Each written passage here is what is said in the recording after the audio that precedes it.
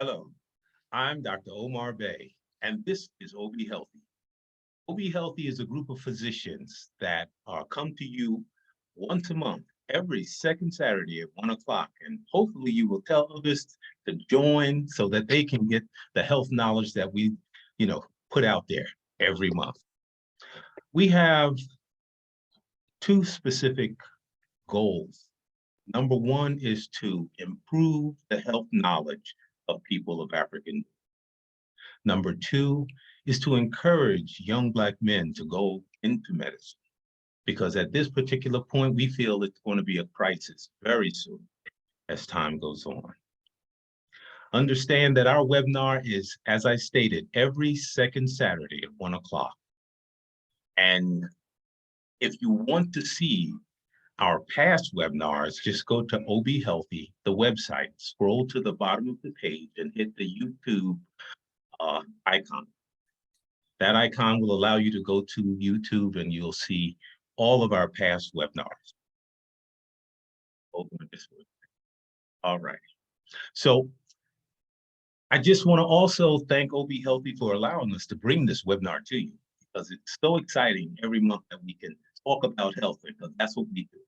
All right. Remember to subscribe if you go to YouTube and look at the old webinar. Most important thing I can say today is please do not,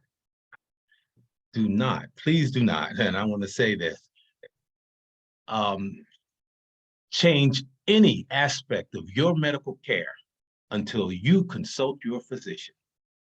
Only your private doctor can truly take care of you from a medical standpoint. Now I would like to let the physicians introduce themselves. Dr. Court, can you start us off, please? Dr. James Court. I'm an internist. My office is located in East Orange, New Jersey. All right. Dr. Garrison, please. Hi, I'm Jordan Garrison. I'm a general vascular bariatric surgeon. I have an office with Metro Vein Centers in Hackensack. We got several other locations. I'm a Jalen Hurts fan and looking forward to the Eagles winning the Super Bowl tomorrow. And oh, you're going to get in trouble, Jordan. Yeah, baby. I knew I'd get Dr. Salam on that one. And look forward to spending the afternoon with you guys. All righty, thank you. Dr. Salam, go ahead. All right, all right. My name is Dr. Kareem Latif Salam, board certified adult and child and adolescent psychiatrist, hailing from the city of brotherly love and sisterly affection, more commonly known as Philadelphia. We're about to go get this ring tomorrow. And go Birds. And I manage a adolescent unit in Northeast Philadelphia. It's a delight to be here with the brothers to impart this wisdom for our community. And as Dr. Bey mentioned, it's already a crisis in terms of the dearth of Black males entering and completing medical school and residency and becoming physicians. And so to the extent that we could inspire and inform, let's get it, go Birds. I love it, I love it. Dr. Lee, please. Hi, good afternoon, Dr. James Lee Jr., second generation board certified orthopedic surgeon. I am a graduate of Temple Medical School. I'll be pulling for the Eagles. Go Eagles. All righty, all right. And Dr. Anderson, welcome. Hi, everyone. It's Dr. Patrick Anderson. I'm a board certified gynecologic oncologist. I work at Newark Beth Israel Medical Center. I'm a soccer fan, so I'm just looking forward to a good game. All righty, excellent, Omar. excellent. And we have Dr. Sprott signing in. If he's coming in, and we will give him a moment to introduce himself. Unmute Dr. Sprott. There you go.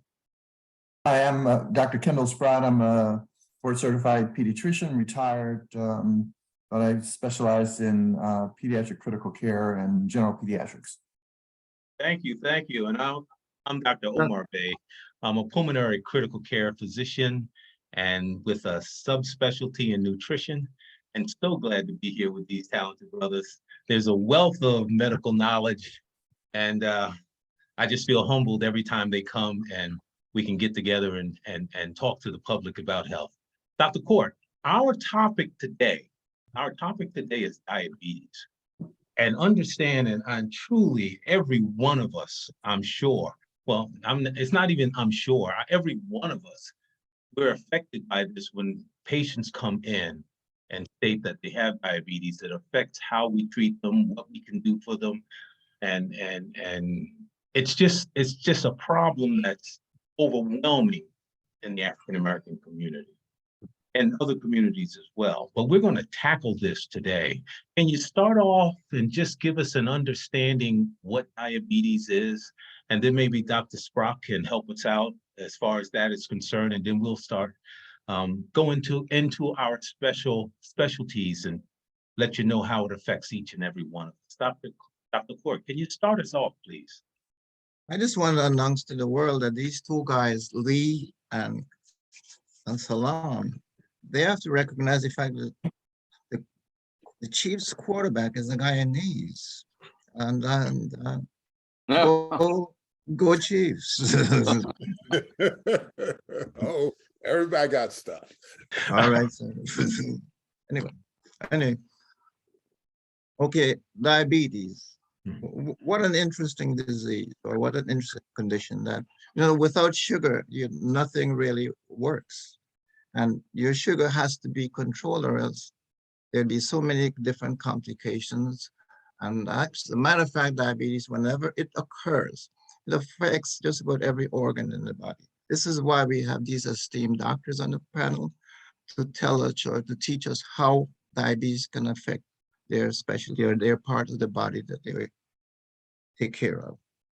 Basically, just as a short intro, there are two types of diabetes, juvenile diabetes and adult onset diabetes. They're known as type 1 and type 2. Type 1 typically occurs in childhood and it requires insulin. And type 2 is adult onset and it usually can be treated either with medications, diet, and or insulin in combination. Before we proceed, we need to know what a normal blood sugar is. Normal blood sugar ranges from between 60 to 125, and this should be fasting. And in addition to knowing what the total blood sugar is, we should also know or be familiar with something that you see or may have heard about throughout your travels throughout this country and otherwise, and other places, something called an A1C. An A1C is a test that we can use to tell us exactly what is the status of our blood sugar, whether it's controlled or not. It's usually a value that goes back approximately 3 months from the date that it's tested. And a normal A1C would be between 1 to 5.7. Between 5.7 and 6.4, this is what we call pre-diabetes. These are patients where they may in future become diabetic. And finally, diabetes, A1C is usually greater than 6.4. Just a brief intro, and I know my friends are willing to chat and to sign in terms of what they do. Thank you. Dr. Aluya came in, and Dr. Aluya, can you introduce yourself, please? Yes, sorry for coming in late. My computer was acting up. Now I had to use my phone to log in. My name is Nelson Aluya. I'm an assistant professor of medicine at the Rutgers University Medical School, but more importantly, at the job where I hold forth right now, I'm the Chief Medical Officer for the Newark Community Health Centers, which is a federal health qualified center in the Essex County area. We have 7 centers, and we have over almost 500,000 visits a year in all the centers. And diabetes and other chronic medical conditions are what we manage. And as a primary care provider and a medical advocate, we see the effects of diabetes across the span from medicine and pediatrics, which I'm bothly trained as well. So it's a pleasure to be here, and thank you for having me. Excellent, excellent. I had asked Dr. Sprock to give us some more insight if he could give us more insight from a pediatric aspect with diabetes. I know just personally, I have a family member, and one of my family members was born with diabetes, and it's been quite a challenge, raising a child with diabetes. Can you give us some insight on that as far as that's concerned, Dr. Sprock? Yeah, so first of all, what I'd like to do is to go through an explanation about how blood sugar is regulated. Because it's always important to know what's normal. And then based upon that normal, you have I think, a better understanding as to the abnormal aspect of it or the disorder or the disease. So as Dr. Court mentioned, sugar, glucose, and the two types of sugars they're called monosaccharides or disaccharides. There are two sugars that are put together with disaccharides, and then monosaccharides are those when they break apart. And so glucose is one of the monosaccharides. It's a simple sugar, but it's derived from foods that you ingest, either sugars or starches. And a lot of the sugars, most of the fruits that we think about have sugars that include glucose, and when it breaks down, the glucose is released. And the brain absolutely requires two things. The brain requires glucose, has to have glucose, and oxygen. If it's deprived of either glucose or oxygen, then the brain lets you know that there's a problem, and you can fall out, you can have seizures, you can get very, very sick. But when we eat either starch or sugars, and it's digested, it's absorbed into the bloodstream. As it's absorbed into the bloodstream, the level of glucose in the bloodstream goes up. And then very quickly, as the glucose rises above the normal levels that Dr. Court spoke about, insulin is released. And insulin is a hormone made by specialized cells in the pancreas. And so when that insulin is released, it does three things. It causes glucose to enter into the cells that need it as an energy source so that they can function. Although the brain cells, which absolutely require it, don't necessarily need insulin in order to use it. So the brain cells can use glucose without necessarily insulin being around. But for the other cells of the body, insulin is an important step to have it enter into the cell so that it can be utilized for energy source. It also facilitates the entry of potassium, which is an important chemical that is responsible for lots of activities, including things related to the heart and others. And it also facilitates the storage of fat. So when insulin is around, the excess glucose that's not necessarily used for energy to activity and things like that can get stored as fat. And as fat is around, it's sort of a storage point for energy. And so if you're without glucose and the fat is around, then you start to break down fat in order to produce energy. And you also release some acids. And we can talk about that a little bit later, but that's what happens. So, and once the glucose levels start to fall as insulin is released and it hits the normal level, then insulin is cut off. So you're only supposed to see insulin in your bloodstream when the glucose is being elevated. But once it's back to normal and there's no more additional glucose coming into your system because you haven't taken in either liquids or solids that have it, then the insulin goes away. Now, what tends to happen in pediatrics and some of the very young children, there's something wrong with the cells that make insulin in the pancreas. It's believed that they might have been destroyed maybe by exposure to certain viral infections that might cause it to be destroyed. But if these cells that make insulin are destroyed, then if you take either sugars or carbohydrates and the blood sugar goes up, there's no insulin release, and then these blood glucose levels go very high. Now, when Dr. Clark talked about normal levels, he talked about, up to 125.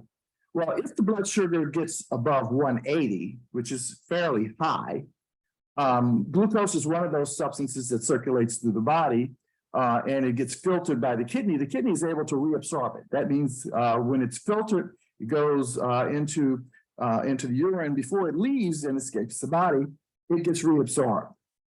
But if the levels exceed 180, then the kidneys can't reabsorb that glucose that's being filtered. And then that glucose gets spilled into the urine. It pulls water with it. And if you increase the amount of urine that you're making, then you have to go to the bathroom a lot more frequently because that sugar and the water leave the body. And along with it, some of the salts that are in the bloodstream leave the body, and you can become very much dehydrated. And again, some of these acids that are being produced because of the breakdown of fats get into the blood. And there's something called ketoacidosis, which is something that usually occurs primarily when you don't make insulin. Now, so if you have a child who has not making insulin because of those cells in the pancreas don't make it, then the only way to control your blood sugar is to provide them with insulin. And again, the insulin needs to be provided in a way to deal with the foods that contain starches and sugars. So remember that when you eat starches or sugars, your blood sugar goes up and insulin is released to keep it in normal. Now, part of the challenge of individuals that have diabetes where they are not making insulin is how you get them the insulin at the time that they need it. And again, the way that it has to be done is the way that it happens naturally. That means if you eat something that has starches or sugars, then you need to have insulin on board to control it. If you take insulin without it being on board, then it'll drive the sugar low. And again, you can have the problems of not having blood sugar and have all the problems related to it. So people that have diabetes that are using insulin need to take the insulin after they ingest something that has starches or sugars. If they don't eat something that has starches or sugars and they give insulin or they give medicines that help to produce insulin or elevate the levels of insulin, then your blood sugar can get very low and that can cause very, very bad damage to your brain. And so it's important that you understand that it is important that you take insulin or you take medication that raises your insulin levels after you have something that has the glucose producing substrate or starches or sugars. Now, also in children, but more often in adolescents, the issue isn't that they can't make insulin. Part of the problem is that as you start to increase your body weight, especially excess fat, you become overweight or obese, then there's a tendency for the insulin that your pancreas is making not to work so well. And what then happens is, in order for you to keep your blood sugar regulated within that normal range, you have to make more insulin. And the more overweight you become, the more insulin it takes to try and keep the sugar within that normal range. And once you become to a certain point of being overweight or obese, then you're not able to even keep it within the normal range, even though you're making a lot of insulin. And then you become diabetic. And part of the problem with that is, you know, since the body on its own is making lots of insulin, but that's not enough to control, then normally they'll put you on medications that cause you to make even more insulin to keep it under control. And that may keep it under control, but it may not. And sometimes you need to take insulin as well. And so those are individuals that have lots of insulin, but the insulin doesn't work so well. And Dr. Garrison can talk about some of the surgeries that might be done that might cause you to lose some of that excess weight.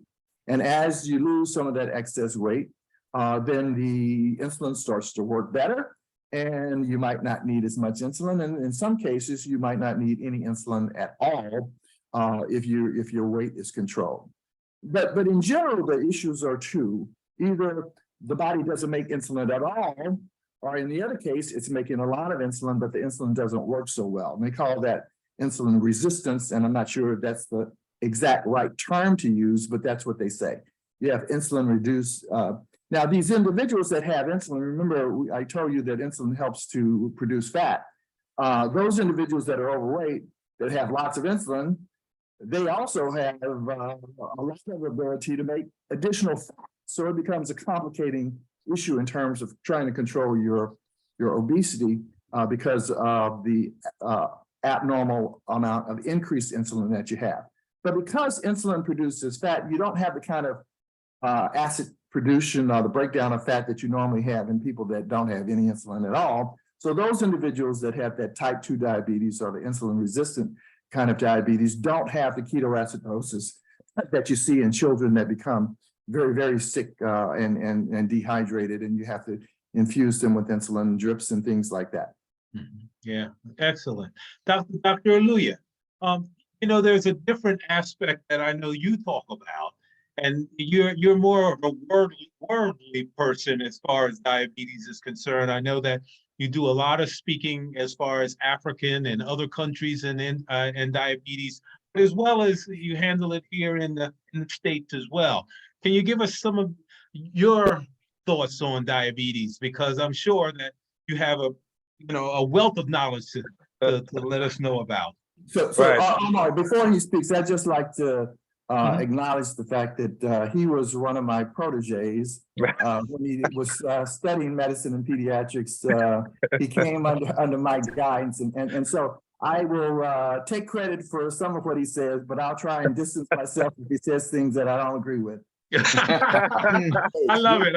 All righty. And Doc, Omar, you know, if you put 100 doctors in a room, you'll get 100 different opinions. You know that, right? Well, the truth of the matter is Dr. Sprott has molded many of us, myself included.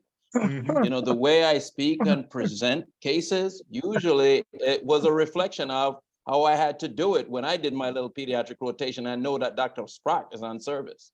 You better believe it. You better, and Patrick, myself as well, because when he was head of the ICU over at United Hospital, guess where I did my peds ICU? Under right. Dr. Sprott. So yes, we all appreciate the knowledge coming from him. All right, Dr. Aluya, you're on. Yeah, so no doubt. After Dr. Sprout gave such very erudite and eloquent and detailed, description of what diabetes is, it's hard to follow. But again, I bow to you, Dr. Sprouts. I remember my first days with you as a young medicine pediatric resident. And even when I finished my residency, he helped sign the dotted line for me to get appointment at the university hospital before I became an assistant professor. So he's been a huge, impact in my life as well. And I appreciate and I thank him. And of course, that's the reason why we're doing this. First and foremost, to inform our community, to tell our people what is prevalent in our community, how to handle them and how to approach them. And above that, to get them empowered and knowledgeable, because an empowered and knowledgeable patient is an amazing and successful patient and an individual. But beyond that is also to stand and bring to the forefront that young men, especially Black men, we are here to be mentors to you. It's possible to become doctors. It's becoming really an endangered species, if I use the word, to see Black male doctors around now. So this is why we're doing this, so we can encourage young, Black men to go into medicine.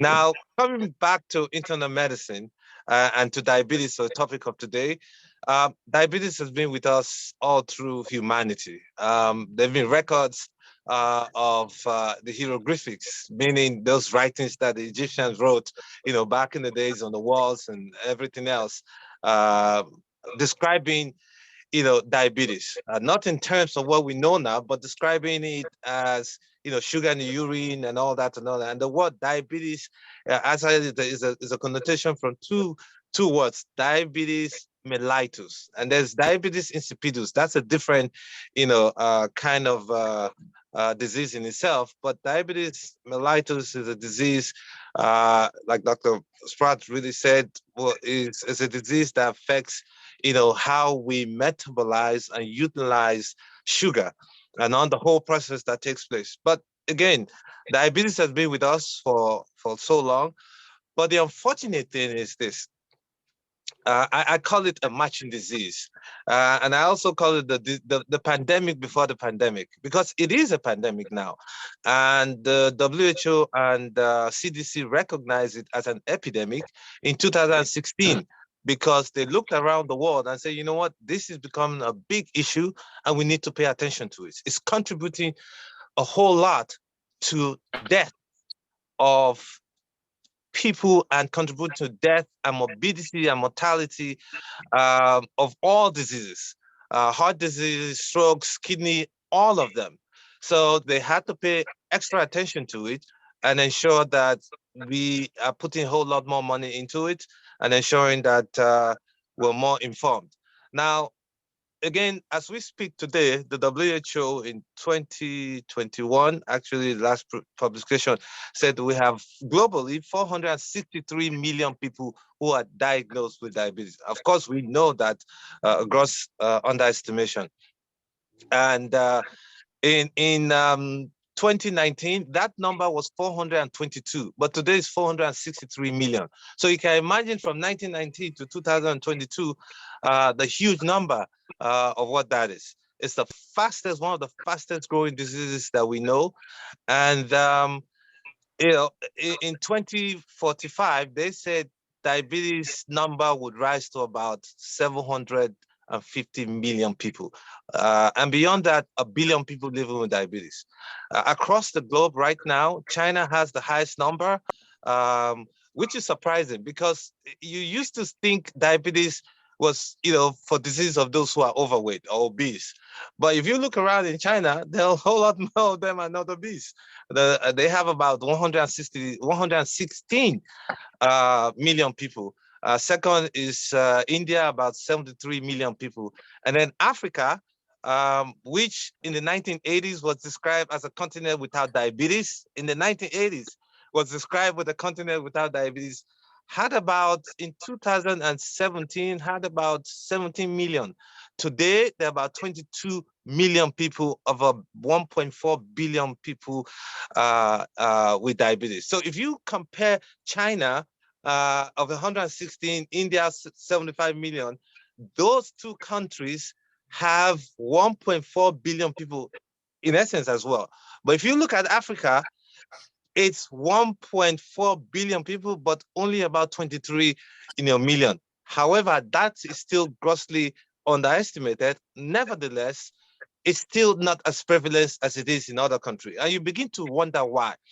And I've said it over wherever I speak, diabetes is new to the Black DNA.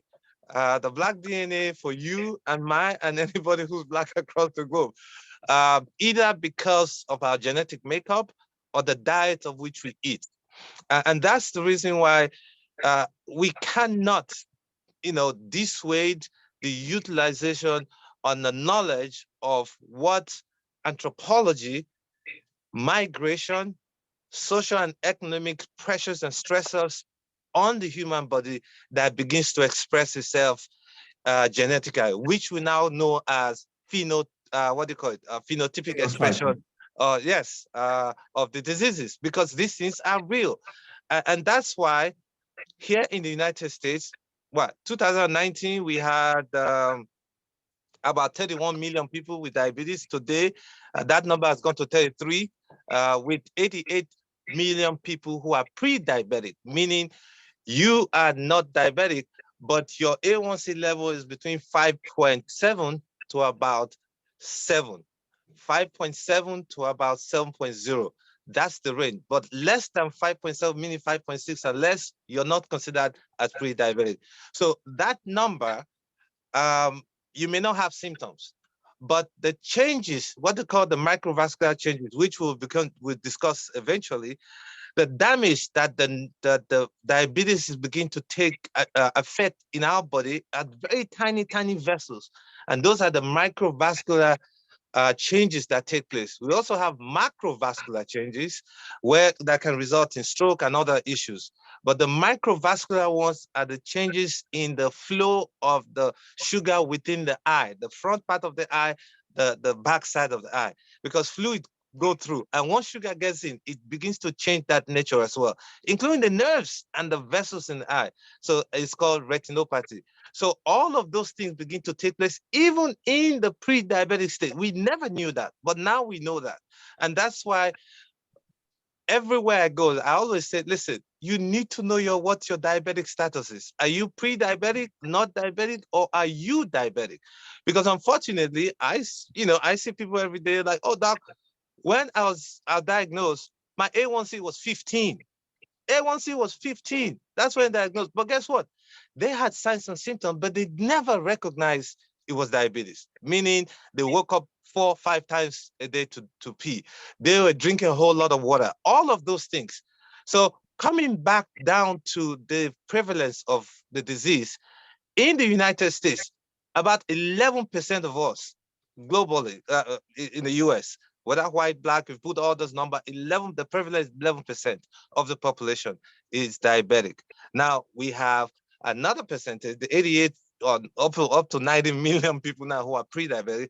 Those individuals within the next 4 years, 45% of them will become diabetic. That's the issue that people talk about. And that's why it's important that we must begin to pay attention to it. Now, if you stratify that number, you have a higher percentage of us who are Black becoming diabetic than other races.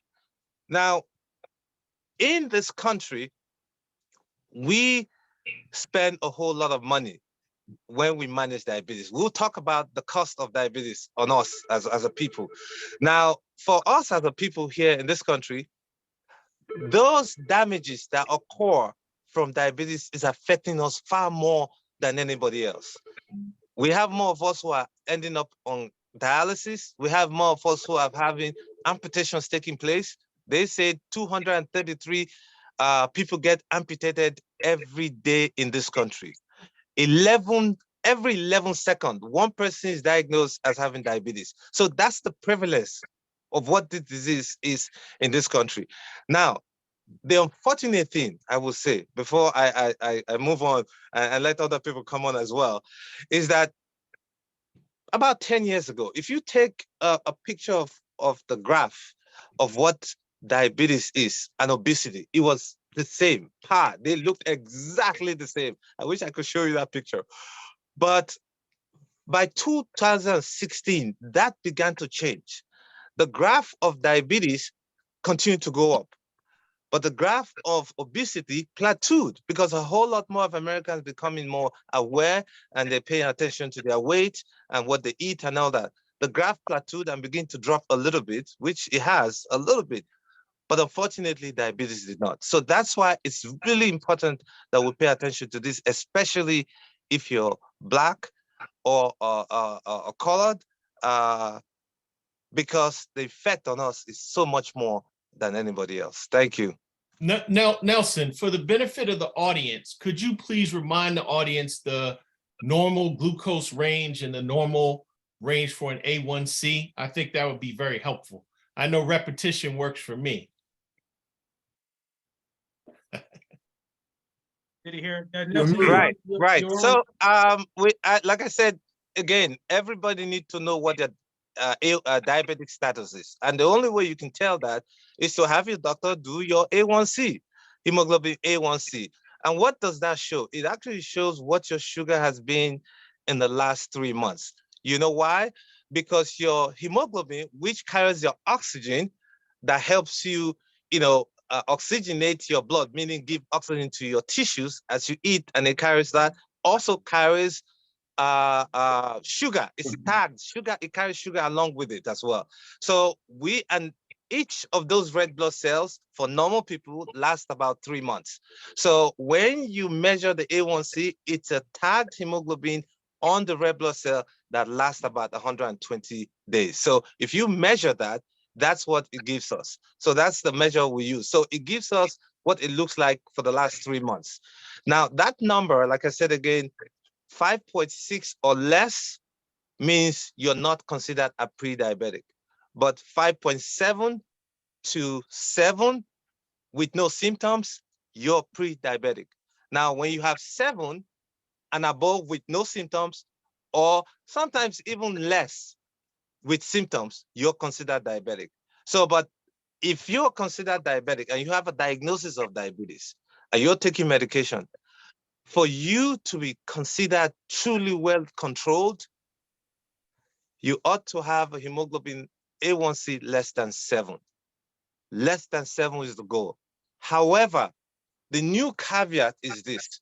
If you're elderly, meaning some people say 75 and above, or if you've had diabetes for over 25, 30 years, the measure for your A1C is no longer less than 7. We have to call permissible, A1C level. We can manage at 75 and above, or sometimes even 60, depending on what your status is, or 65. We can say, you know what, measure of 8 or less is better, because as we continue to learn more about diabetes. You're on mute, Nelson. Unmute now, Nelson. He didn't understand that he somehow went on mute. You're still on mute. Sorry. If they've had, for those who are elderly and they've had sugar levels for too long, if you over control their blood sugar or the A1C, they tend to have issues with strokes. So these are big things that we begin to really learn about. So for our elderly patients and those who've had diabetes for greater than 25 to 30 years, we say, permissibly, you can have an A1C of 8, and we're good with that. Yeah, so Right. great, so good. Patrick, go ahead. So, in the circle in women's health, diabetes is very impactful. And we look at it in terms of what we all do in terms of maintenance care, Dr. Court, in terms of vascular work, Dr. Garrison, in terms of psychiatry, as it influences adolescents, and pediatrics. And in women's health, we can look at it in 2 ways. There are those circumstantial conditions like pregnancy, where there is gestational diabetes. About 3 to 8% of pregnant women will develop gestational diabetes, and which is similar to adult onset diabetes or type 2 diabetes. And it's a reflection of what we define as insulin resistance or contra-insulin effect of some of the hormones that develop as a result of how the reproductive system functions in women. As the pregnancy progresses, usually from about 20 to 24 weeks, and the placenta increases in size, it makes certain steroid hormones, cortisol, and it is important to manage stress in physiology. That has some anti-insulin effect. Estrogen has some anti-insulin effect. The human placental lactogen, which is another hormone made by the placenta, has anti-insulin effect. So while the pancreas may be making enough insulin in a normal equilibrium state, as the pregnancy develops, the need for more insulin may be overwhelmed and the pancreas cannot respond accordingly. And those women may have to get insulin. The important thing here is that women who develop gestational diabetes are at risk for developing diabetes later on in life. And one's health, a woman's health preconceptually is important, because if they're obese or overweight, if they have a family history of diabetes, if they have have a prior pregnancy where they were gestational diabetes, or older pregnant women, those are at risk for developing gestational diabetes as well. Now, that also is influential, and this is where Dr. Spratt can come in. Many of those patients who are gestational diabetes, especially if they're uncontrolled, in the peripartum period, the infant may have issues with hypoglycemia or low blood sugar as they have been exposed to this high level of insulin in utero as a result of the mother's diabetes. You know, this may have some influence on the pregnancy itself with respect to how the babies develop. Some of these babies may be what we call polyhydramnios, as in having more than normal fluid around the pregnancies. Some of these are very babies, they're delivers, and many of these patients, infants, when they're born, they're called macrosomic or large for gestational age. And many of these patients have to be delivered by cesarean delivery. And as you know, cesarean delivery, once you go down that avenue, it also influences how subsequent pregnancies are managed. On the non-pregnant side of women's health, is one of the things that's very common is how it influences cancer risk, right? And we know in African-American women, the incidence of uterine cancer is very significant, very high. And there are two types, but the type 1, which is more the one that is hormonally driven, is directly influenced by diabetes. As patients who are diabetic tend to be more obese, and when they're obese, there's extra conversion of some of the hormones that's made in the adrenal glands into a type of estrogen, which causes unregulated exposure of the endometrium, and they're at risk for developing uterine cancer. And when, of course, when you have cancer and you have to be managed surgically, you know, we know that diabetes does influence how one, and you know, Dr. Garrison can add to this, how one recovers from surgery in terms of wound healing, in terms of how you manage your fluids, in terms of how you manage them in the perioperative period. So diabetes is far-reaching. Excellent. I have several hands raised, and we have some questions coming up, but I would like to get to the hands first, and then we're going to go to the questions. Dr. Lee, please. Yes. Thank you, gentlemen. Great summaries. So, you know, I have a community orthopedic practice. I see anywhere from age group of say 15 to 95 years old. But one of the questions I have for the panel, having given that wonderful summary on insulin and insulin resistance, what are your thoughts on time-restricted eating, also known as intermittent fasting? And is that an effective way to maybe improve insulin resistance for people who may not benefit from eating 3 heavy square meals a day, maybe restricting the time that they eat so their insulin is more effective, they burn fat, and they improve their overall health? You know, and that's a great question, and I think one of our questions came in similar to that. Let me see if I can give some idea from a nutritional standpoint. When you think about insulin and you think about it controlling the amount of glucose that's in the body at that particular time, it's being exposed to all the cells.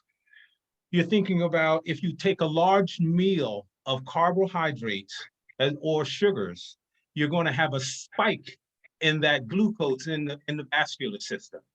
And then what's going to happen is the body's going to recognize that spike and try to secrete insulin as fast as it can to control that spike.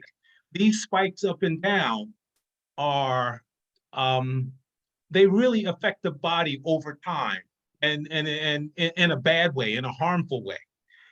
What I find in the literature is that if you eat smaller meals more frequently during the day, then those spikes do not occur, and your blood sugar stays in a more of a normal range. And the effects of diabetes over a long period of time will be decreased. Not saying that it'll disappear, but it will be decreased. As far as fasting is concerned, there are several things that go on. Number one is that you're not actually taking in any energy source during that time. And what are energy sources? Energy sources are the carbohydrates or the sugars that you would be eating. If that's not occurring, if you're not taking those in, then what happens is what's stored is our fats. And we're converting those fats into an energy source so that the body can continue to work. number one. Number two, you may be utilizing some of the glucose stores of your liver over time as well.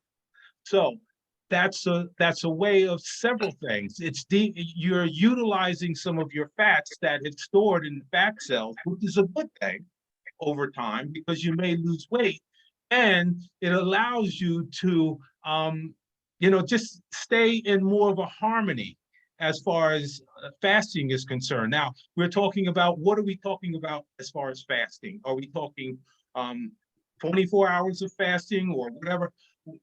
What I've recommended in the past is an easy way to fast, because once you start fasting, can you keep fasting? That's the question. And will short periods of fasting, meaning I fast for a week and then I didn't fast after that, whether that's really going to give you the benefit that you are seeking. What some of the things I've recommended to my patients is that if you, and I call it a food break as far as instead of fasting.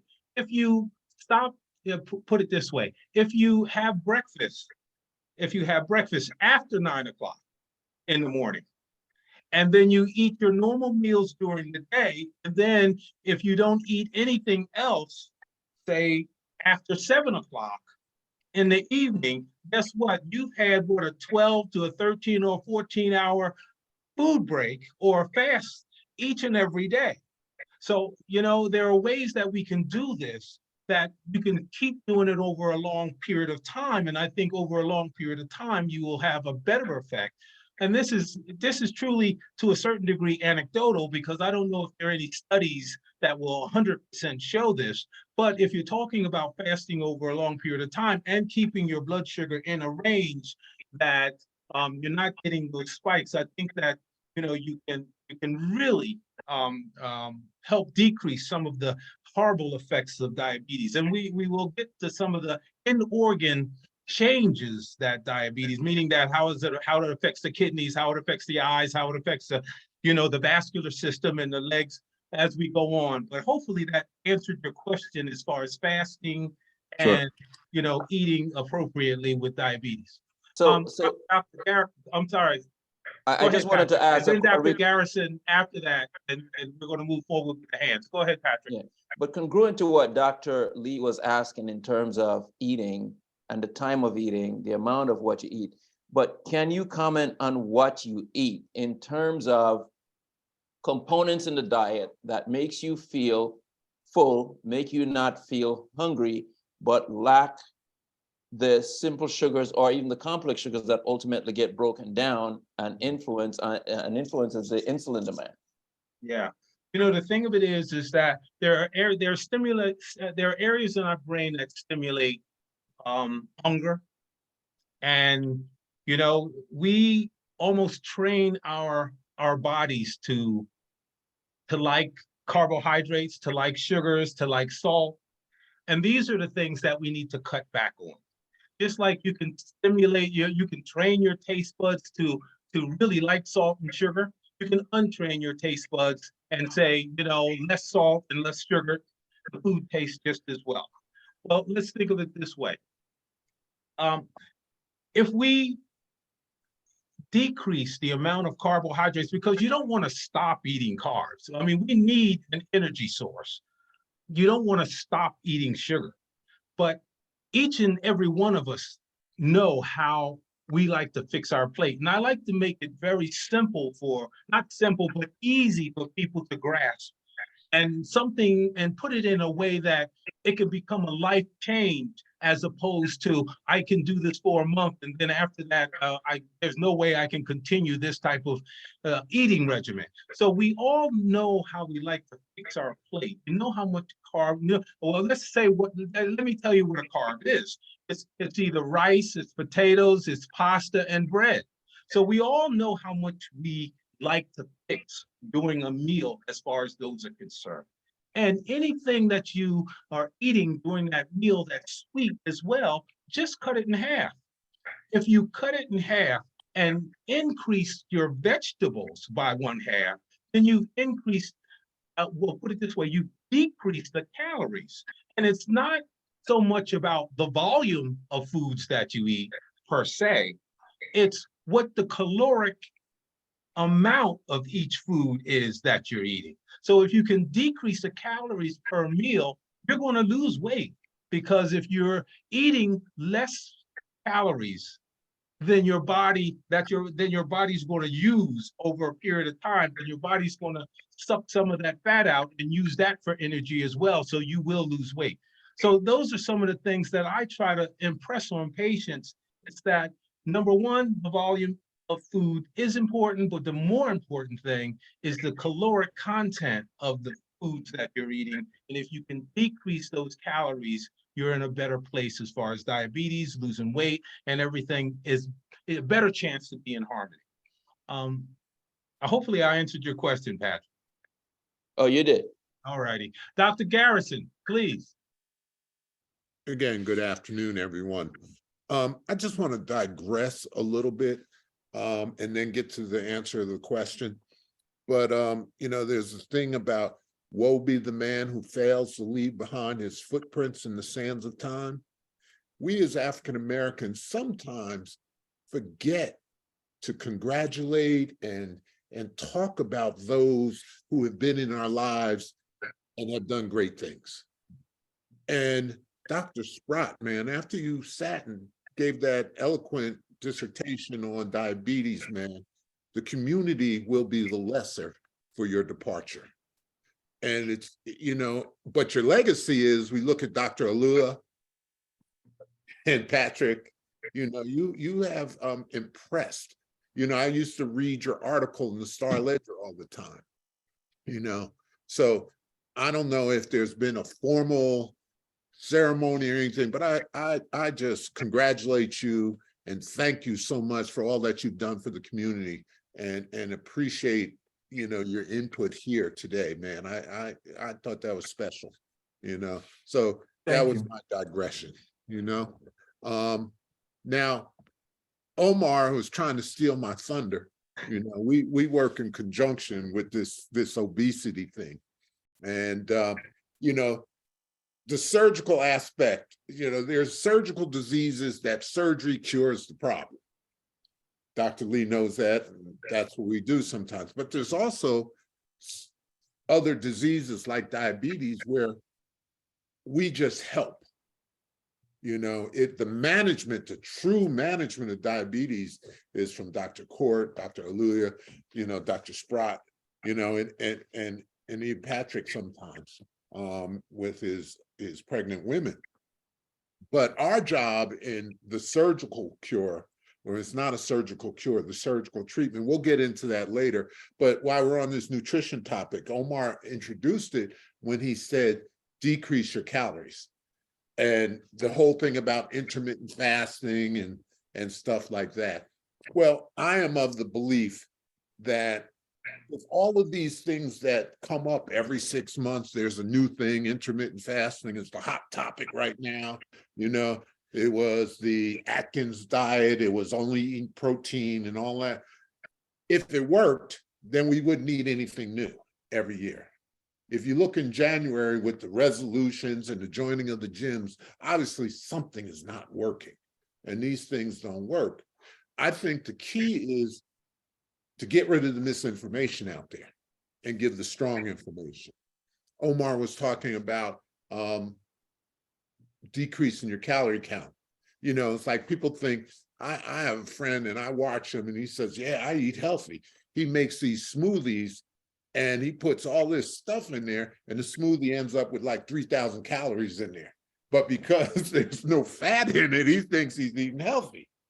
Or people will make salad and dump our favorite ranch dressing on it, you know, and the benefit of calorie decrease in the salad is lost by the increase in the calories from the dressing.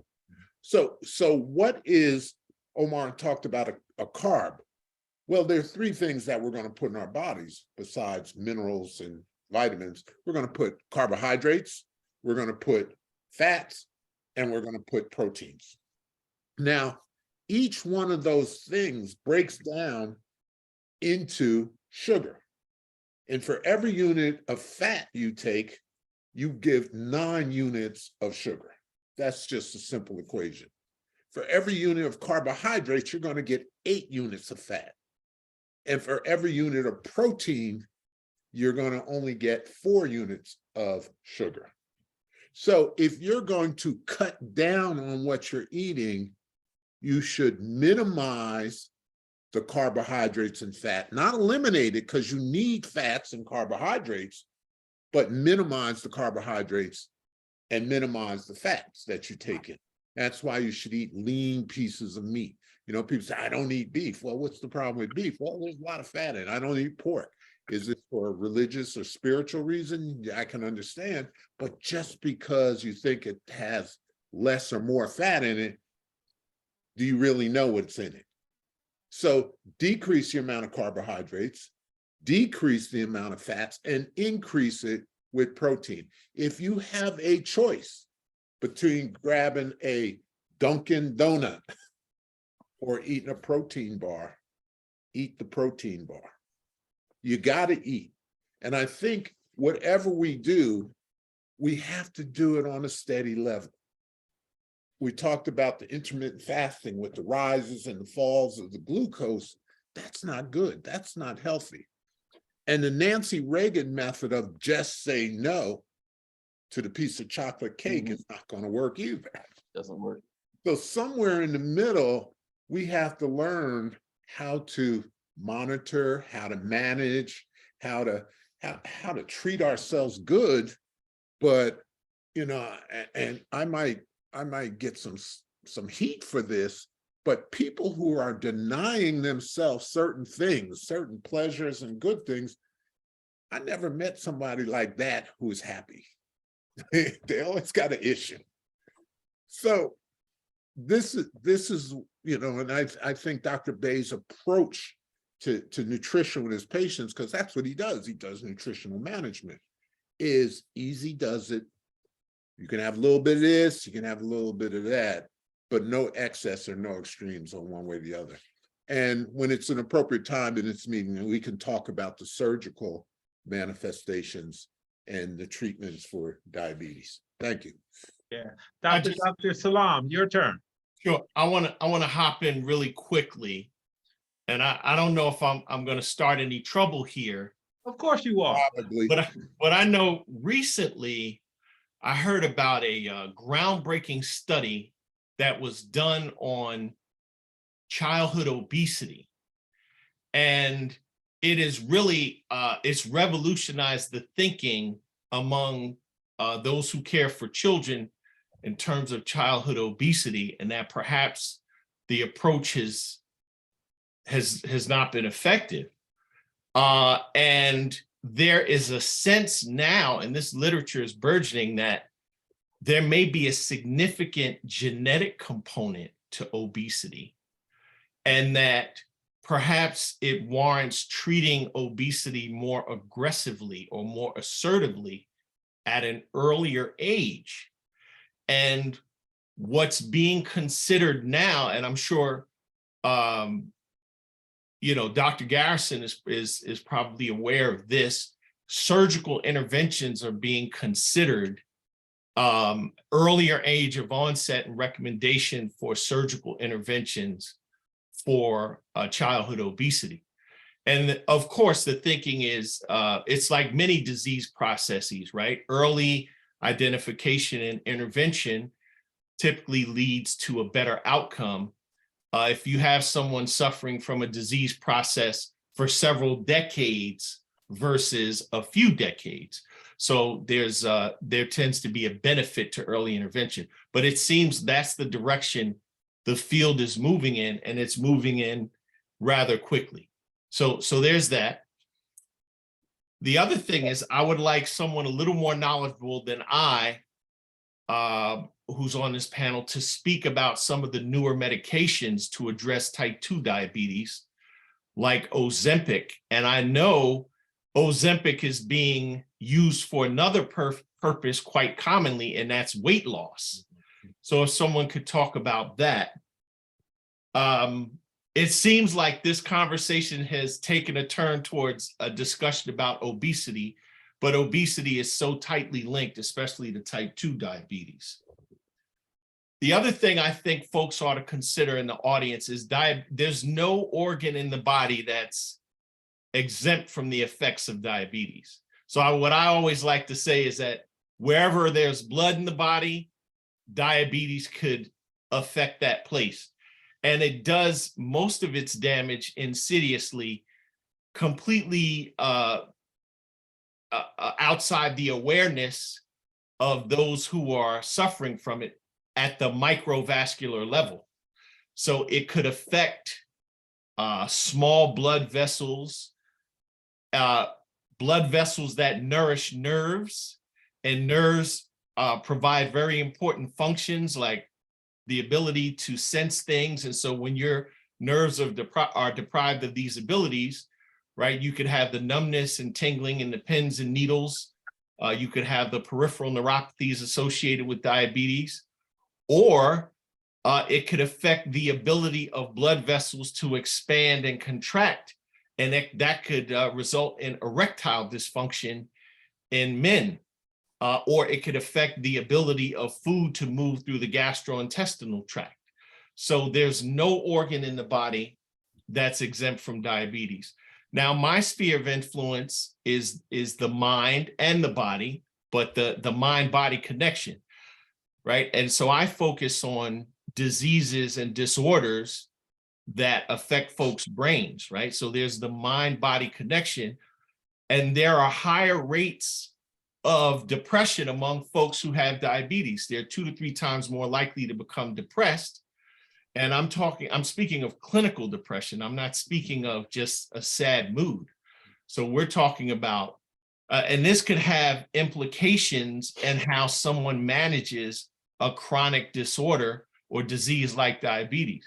So imagine if someone is depressed and they have sad mood, increased irritability, loss of motivation or pleasure and joy in things they once found enjoyable, they may feel less motivated to address their diabetes. Addressing diabetes is an active process. And if you're serious about it, it can be tantamount to warfare. You're constantly vigilant about what you put into your body, about taking your medication, about the timing of things. And because it could really affect your quality of life. And the more and better you get at doing these things, the more quality of life you have. So it's critically important to realize that the mind and the body are not divorced from each other. Diabetes puts you at higher risk for things like depression and anxiety, which serve as a feedback loop in how you address this very serious illness. So the advantage too is it's ideal to treat these conditions together, right? And so I think it's about 25 to 50% of folks who have diabetes, 25 to 50% of folks with diabetes and depression do not receive treatment. So that means there's not enough screening being done. So for my brothers on the panel who are treating these patients and these folks who are struggling with diabetes, they ought to be screened for depression, and both issues should be addressed simultaneously. Of course, while I have the floor, some considerations are the following. The most commonly prescribed medications to address depression are selective serotonin reuptake inhibitors, SSRIs. They have to be prescribed with care in folks who have diabetes because they can actually lower blood sugar. Now, an interesting concept in diabetes is that high blood sugar tends to do its damage over time. Lower blood sugar can actually be very, very dangerous. But I will say, SSRIs are very effective medications for treating depression, and that side effect of lowering blood sugar, it should be in your awareness, especially if you're prescribing a medication that could lower blood sugar as well, and it could have those additive effects. But again, these are just things to keep in mind. Another consideration is metabolic syndrome. And metabolic syndrome, that's the increase in cholesterol, like triglycerides, increase in blood sugar, increase in blood pressure, increase in weight, specifically abdominal girth, you know, the belly fat. And that belly fat is more metabolically active, and it has more metabolic consequences than fats in other parts of the body. But metabolic syndrome is critically important, and it could be a side effect of psychotropic medications. So how has this affected my practice? When you prescribe medications that affect the brains of other people's children, you don't think about the medication that's most effective. You think about the medication that's going to do the least harm. And there was literature in the Commonwealth of Pennsylvania that children and adolescents who were in the child welfare system, I know it's called DCP&P in Jersey, it used to be DIFUS, those kids were overprescribed atypical antipsychotic medications, which are used to stabilize mood. And one of the side effects of these medications is metabolic syndrome. So you had young folks developing diabetes and hypertension and excess weight gain. But these are all things that should be considered. And it's important for providers to educate the folks they're caring for and to impart information on these folks so that they can advocate for themselves. And that's part of the function that we're serving today. So those are just a few comments on how diabetes affects mental health. Excellent, excellent. Let me do this. Let's do our second half break. I'm going to come back. Dr. Sprock, you're going to be first, and Dr. Anderson, you'll be second with your hands. Just let me do this. Note that, and this is our break for the second half. Every second Saturday, our webinar is at 1 o'clock. And if you want to access the webinar, just go to OBHealthy and hit the physicians area, and you'll be able to sign in on the webinar. And please, if you have a question, ask your medical question. Just type it in and we will try to answer that question. Also, our past webinars, it's on Zoom, so you can go to the same website, OBHealthy, and scroll to the bottom of the page and hit the Zoom icon. And you can visit any of our past webinars. The most important thing I can say today is please do not change any aspect of your medical care until you consult your physician, because only your doctor can truly take care of you appropriately from a medical standpoint. I would like to thank OBHealthy for allowing us to bring this webinar to you. There's something that the New Jersey Medical Association, which is the Black Medical Association of New Jersey, the president, Dr. Campbell, emailed me and let me know about a program. And one of the focus, one of our truly, we're dogmatic about this focus of seeing if we can get more Black males to become physicians and become serious about, going to medical school and becoming physicians. There's a program out of Tennessee State University. And this program is for minorities or people of color, or I should say African Americans. And I'm fudging on that because I don't know what the boundaries are as far as acceptance to the program. But what it is that they have so many spots, so many for females, Black females, so many for Black males. And this program, basically, you would be admitted to Tennessee State University, and you would do that program in undergrad for 3 years and be automatically admitted to Meharry Medical College or medical school. And you would become a physician, MD, and instead of doing 4 years of college and then the medical school, what you would do is 3 years of college and go straight into medical school. What you need is a 3.5 grade point average and an ACT test of 28. Okay, now understand at this point, and the reason Dr. Campbell connected with me was because as far as females are concerned for this program, they're at the capacity. They're filled for the number of females. As far as Black males for this program, they have 0. So please, I implore you, anyone out there that knows of any young Black male in high school that's thinking about, and he's a senior and that's thinking about medicine or considering to become a doctor, what they can do is they can email us, info@obhealthy.com, go onto the website, obhealthy.com, hit the email us, let us know where this young man is, who he is, give us any information. We will get that information to the people that can forward it on so that we can try to fill this class with young Black males as far as Tennessee State University and Meharry Medical School. All righty, thank you for allowing me to say that. We're going to continue. First, where I would like for each physician to reintroduce themselves. Dr. Sprott, can you lead us off, and then we'll get to Yeah, your questions. I'm Kenny Sprott, board certified pediatrician, specialized in critical care and general pediatrics. Dr. Anderson. Yes, Pat Anderson. I'm a board certified gynecologic oncologist, specialized in women's cancer, practicing out of Newark Beth Israel Medical Center. All right, Dr. Court, please. Internal medicine, my office is located in East Orange, New Jersey. All righty, Dr. Salam. Board certified adult and child and adolescent psychiatrist. I practice out of Philadelphia. Go Eagles, go Birds, and delighted to be here. All right, Dr. Lee. Dr. James Lee Jr., second generation board certified orthopedic surgeon, practicing out of West Orange, New Jersey. All right, and Dr. Garrison, please.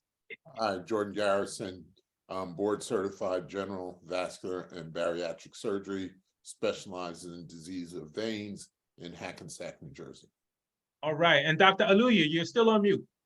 Yes, hi, Nelson Aluya, medicine pediatrics, chief medical officer at the Newark Community Health Center, a federal health qualified center in the Essex County area. Thank you. All righty, thank you. And I'm Dr. Omar Bey, pulmonary critical care and subspecialty in nutrition. Thank you very much for being with us. Dr. Sprott, you're up. Okay, first of all, I'd just like to touch on what Patrick talked about with women that have gestational diabetes or get diabetes when they're pregnant. The baby in utero isn't diabetic. So they have the ability to regulate their sugars very, very well. But if the mother has high blood sugars, the baby sees the high blood sugars and releases enough insulin to utilize it. And I said when there's excess glucose in a person, that insulin release converts it to fat. And so these babies become big. And I'm an example. I think my mother was gestational diabetic and I was a 10-pound baby. But after the baby is delivered, the baby's no longer exposed to that high level of glucose, still may have a high level of insulin. And so the blood sugars can drop very, very quickly. So if the neonatologists or the pediatricians who attend the delivery and know that the mother is diabetic, they make sure that that baby has glucose intake fairly quickly. And all it takes is glucose water. So they'll give the baby glucose water because if they don't, then the baby could have a rapid drop in the blood sugar and actually seize and may have brain damage as a result of that. And so once they get that blood glucose in there, their insulin will shut down fairly quickly. But if they're been exposed to that high level at birth, that's the danger period.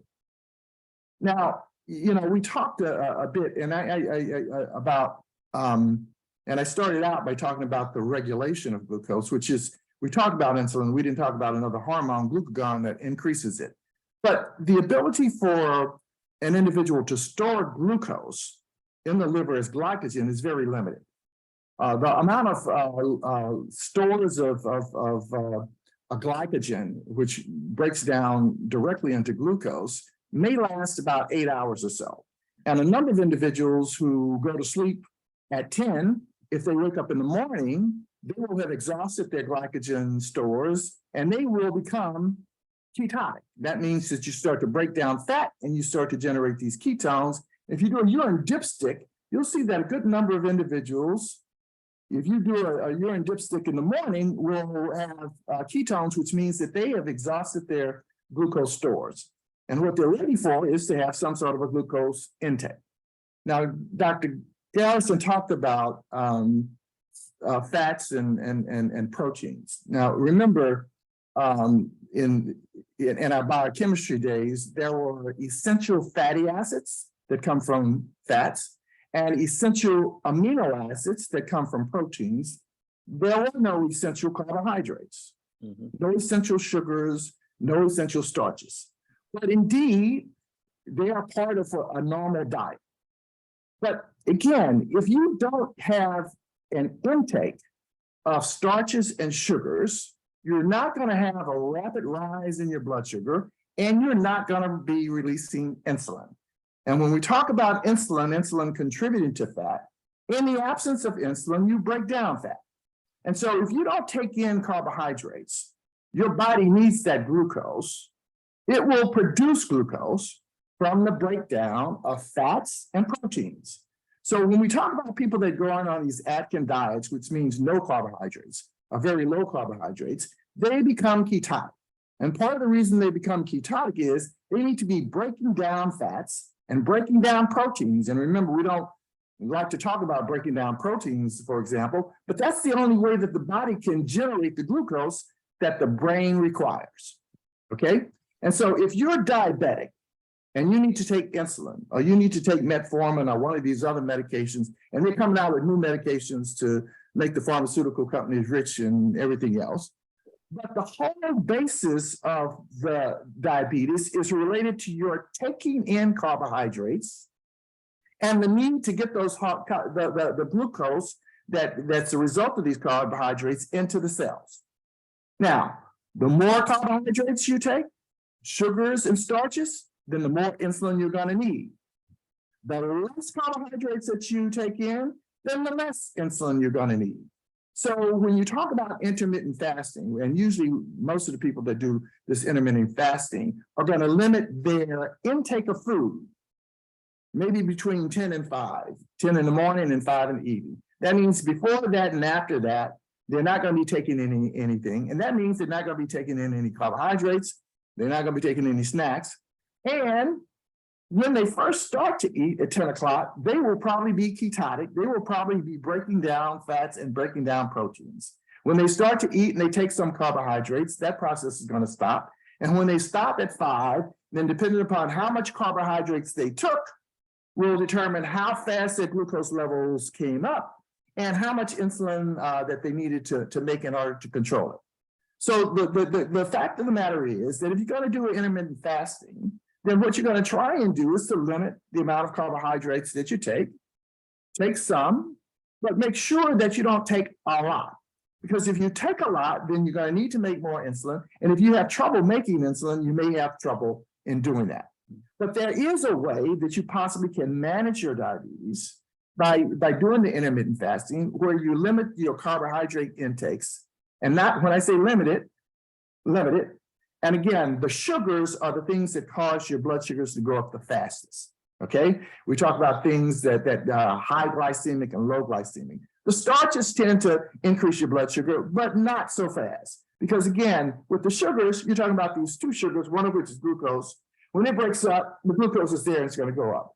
With the starches, it's a little slower. And so the rise in the glucose is a little bit slower. And if you do the breads and the pastas and not the sweets, then your blood sugars are not going to go up as fast. And then the amount of insulin that you're going to need to control it isn't going to be as much.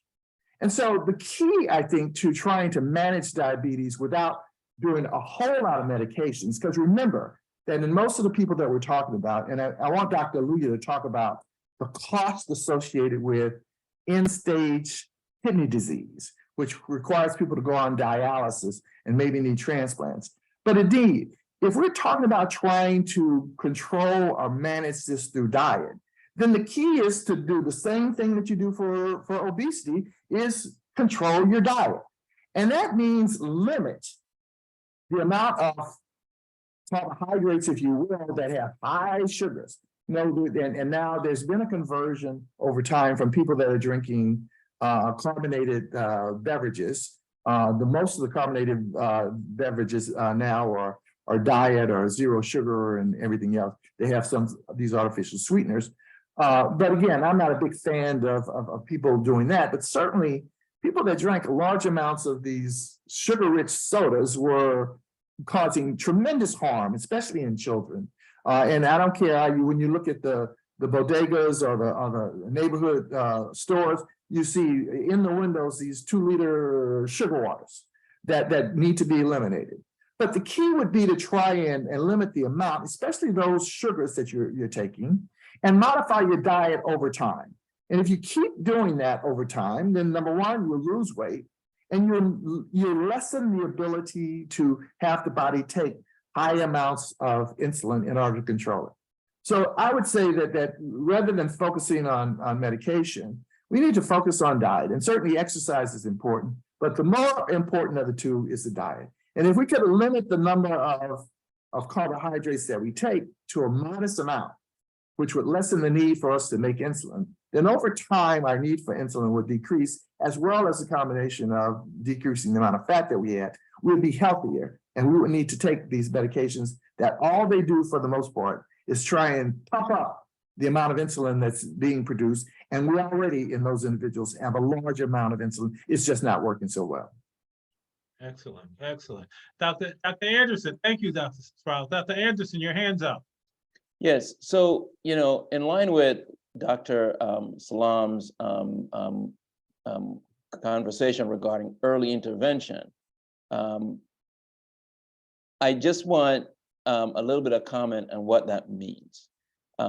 Because as we know, intervention on the surgical side of things is not simply walk into Dr. Garrison's office and say, listen, I need something done to my stomach, and how can you do it? There is counseling with respect to diet and exercise, even a psychological evaluation, because we know there are many people who undergo these operations and they fail because they simply go back to that one habit of how they eat, how much they eat, and become really disgusted with the fact that they cannot eat as much. So with respect to child and adolescents, I would imagine that the surgical approach would be the least the least likely approach, and one would start to talk about diet and exercise and recess at school. But there's also an understanding as to the chemistry that's involved here, right? There's receptors on these cells, and these receptors, tend to be more sensitive to certain sugars, certain hormones than others. And then there are, and we talk about sweeteners, there are different sweeteners, right? But there is that which we call a glycemic element of a sweetener. So, different types of sugars from different parts of the world, have different glycemic content, how much sugar, but that does not always equate to the taste, right? So it comes back to diet, what you use. I mean, when you go to the supermarket shelf, there is sugar, there are different types of sugar, brown sugar, white sugar, agave, there's stevia. And when we talk about artificial sweeteners, these are sweeteners that are natural sweeteners, but have different glycemic content. Do we know, anyone on the panel know, what's the best sweeteners to use in tea? What's the best type of carbohydrates that's, does not deprive a youngster of the amount of glucose that they need for normal development, especially brain development? Can I just say one thing? You're waving your hand up there. Go ahead. Yeah, I just want to say one thing about Patrick's question. And for children, if you're especially talking about the African-American community, the majority of households are led by single mothers. Even in married households, the mother is the usual decision maker in terms of what foods are purchased and what foods are served.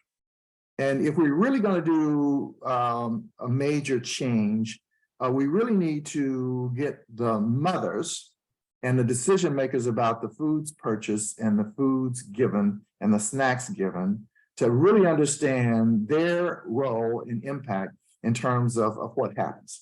Because as Patrick said before, and Kareem talked about earlier intervention. And yeah, there's early intervention and the surgeons like that. But I dare say that unless the food choices that are being served and purchased change, then I would predict that the likelihood of them being successful over time is not going to be great. Because if the same foods that are being served for the parents and the other siblings at that table, then what happens to these surgeries that limit the caloric intake because they limit the amount that your actual stomach can take, over years will gradually increase again, and you'll be right back to the same issue. So the focus, I think, as we move forward, ought to be, especially for children, to have a conversation with the families about what the meals are like and what should be served and what should be purposed. And again, you see the sugars and the fats and the salts and things that get purchased that people like, and the chips and you name it. There are healthier alternatives, but unless the kid has an option that's limited to those healthy alternatives, they will default to those things that are going to cause harm. So I think that going forward, we need to try and do communication with the whole family, especially the purchases of the food, to really make a difference in terms of the daily dietary habits of the kids and the adults. Excellent. More. Excellent. Dr. Garrison. There's this misconception that as a bariatric surgery, we're just cutting and tying. But there's a whole process prior to that patient going to surgery. Surgery is just a culmination of it. And, surgery takes me an hour and a half, 2 hours, but I have spent over 50 hours with that patient preoperatively and then postoperatively. So the surgery, important part, but a small part. And I think you guys, Dr. Sprott is always talking about the sociologic part of obesity. And he's exactly right. I remember, when we first had our children, and my wife was a very busy mother, and a lot of the child rearing responsibilities fell on her. I used to get in the car, in the back, there was all these little toys that used to come when you got a Happy Meal from McDonald's. And it was like, well, why are these kids eating Happy Meals? Because it was convenient for her. It was convenient. She can drive up, get the Happy Meal, put them in the back seat, and they were quiet, and she could get other stuff done than she had to do. So what Dr. Sprott is saying is, yeah, the mothers, we got to bring them in too, and part of the obesity is the counseling. No matter where you go, there you are. I can do surgery all day long, but if I haven't changed the perception from that individual as to what the nutrition is and what it is, to lose weight, they say to lose a half a pound, you got to run 20 miles. So is exercise really that important? No, you kill yourself. I remember being out there on the road, and 20 miles is a lot to do in a week. Okay. Also, the most important part, 90% of weight loss is diet. Mm-hmm. And a big part of that is the sociologic and the psychological changes that have to occur in order for that diet to kick in. And when I hate using the word diet, because diet sounds like being in a gulag. It sounds like I'm denying myself to get to a goal, as opposed to modification of what we put in our bodies. But there's some people on this panel that are a whole lot better than me in talking about intake and diet and modification of diet. For me, Dr. Salam, and I'm not going to let you get by with this, when you talked about the new articles and the new treatment for adolescents. And there's things you have to understand is like there's brown fat and then there's this white fat. Now, a child, and Patrick was talking about this in utero, the child is developing brown fat. Now, brown fat has the ability to increase in numbers. So as long as the nutritional aspect of the child gives towards a high glycemic, a high eating, a high storage, they're going to make brown fat. And as they get older, that brown fat's going to get bigger and bigger and bigger. As we get older, most of us have been healthy and athletic and all that stuff. But as we get older, the white fat that we have just increases in size. That's why people who are older and go to lose weight can lose weight a little bit easier than younger people, because the younger people have tons of brown fat. We only have a little bit of brown fat. So it is, when we're looking at it surgically, there are about 100 different pathways that causes fat storage. There's, as you alluded to, there's the genetic part of it, that some people are just programmed to gain weight. My wife, she's not listening, but you know, she weighs 110 pounds and she can eat me under the table and not gain anything. Be careful, Jordan. Let's go to the videotape. Remember, there are no witnesses, just contributors. Whereas certain people, and you hear this, I only eat a little bit, but every time I smell food, I gain a pound. And that is true because they're genetically predisposed to that. So just to do a surgery on somebody to lose weight doesn't address the genetic component of weight gain, obesity. It doesn't address the sociologic problems, the psychological problems. So this whole thing of losing weight is a multifactorial thing, and the surgery is not a get-rich-quick scheme.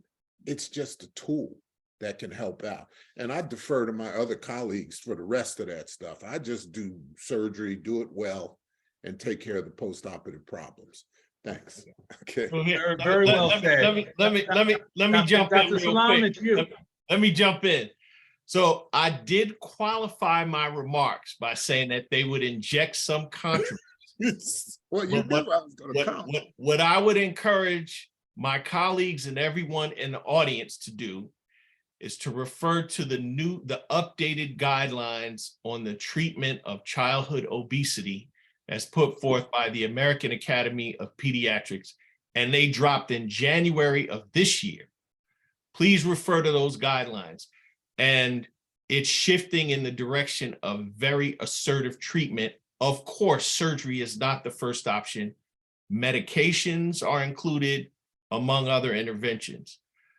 But just to shift gears, because Dr. Garrison introduced a very important concept along with two of the questioners who I made an attempt to respond to their questions.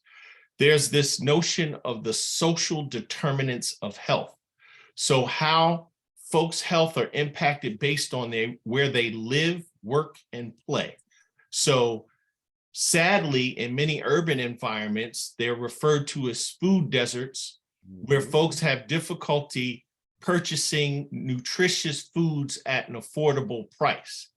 However, there's no shortage of places where you could purchase cheap calorie-dense foods that have limited nutritional benefit. So again, I can't emphasize this enough. We have to arm ourselves with information, encourage the folks we care for to invest in increasing their knowledge of what they put in their bodies, even things like protein bars. Read the label, read the label, read the label. I would also encourage everyone, and I will put this in the Q&A. I listened to an excellent podcast yesterday on Black health. It was on WHYY, which is the NPR station in Philadelphia. The medical podcast is called The Pulse, and the focus was on Black health. And I'm going to shout out this sister in DC. Her name is Dr. Lisa Fitzpatrick. And she talked about the social determinants of health. She started a firm, I believe it's called Grapevine Health, and she's gotten contracts with some Medicaid providers in the District of Columbia because the goal is to address health disparities. In a country awash in resources like ours, Black folks are suffering in terms of health metrics. And another thing that didn't come up today is the effect of scarcity, stress, and racism and how it affects health. What makes this sister unique is that she moved to a neighborhood in DC called Congress Heights. And apparently that's a lower income neighborhood where basically many of the patients she cares for, she is living in their neighborhood, and she's witnessing her neighbors who have trouble because public transportation isn't reliable. She even commented on how she developed a weight problem after moving to this neighborhood. So, but part of that was she said, I want to live like the folks I'm caring for to better understand them so I can help advocate for them. And she's been very effective because it's an expansion of the concept of rapport, where I understand you, I can put my feet in your shoes, and therefore I can better communicate with you. And so she has, her outcomes are positive. This is not a complete reversal. And again, to address these systems issues, you need many pathways, of which her approach is one. So it's not the magic bullet, but it's certain we have to be aware of the social determinants of health and how that is interfering with Black folks optimizing their health. So again, the episode of The Pulse featuring Dr. Lisa Fitzpatrick, and it was devoted to Black health. And I found it quite useful and revealing, and I'll try to put it in the chat. All right, thank you very much. Who is next? Dr. Court was next, but where is Dr. Court? Thank you so much. Right. Yeah. Okay. I have listened to this discussion, and part of what I would like to take away from this discussion is we've been focusing recently on obesity. Can someone give me an idea as to what I should tell my patients, how to calculate how many calories are needed to maintain your weight and things of that nature? I know Dr. Bay is a nutritionist, and I'm sure he would be able to help us so that we can take away something from this discussion today, so that we can maintain our weight, or how to fight obesity, which is an important component of patients who have diabetes. Yeah. Is there a formula? Excuse me? Is there a formula that you use to determine how many The calories? thing is that you let me just start this way. And Can I take a crack at it? yeah, go ahead, Kendall. Go ahead. So we don't deal with pounds so much in pediatrics in terms of as you calculate. We'll deal with kilograms. And so because children are growing, for the first 10 kilograms of weight, they need 100 calories per kg. Okay, 10 kgs, that gets up to 22 pounds.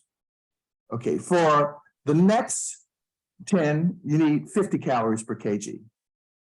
And then anything above 20 kg, it's like 20 calories per kg for the rest. That's into adulthood. Now, those numbers are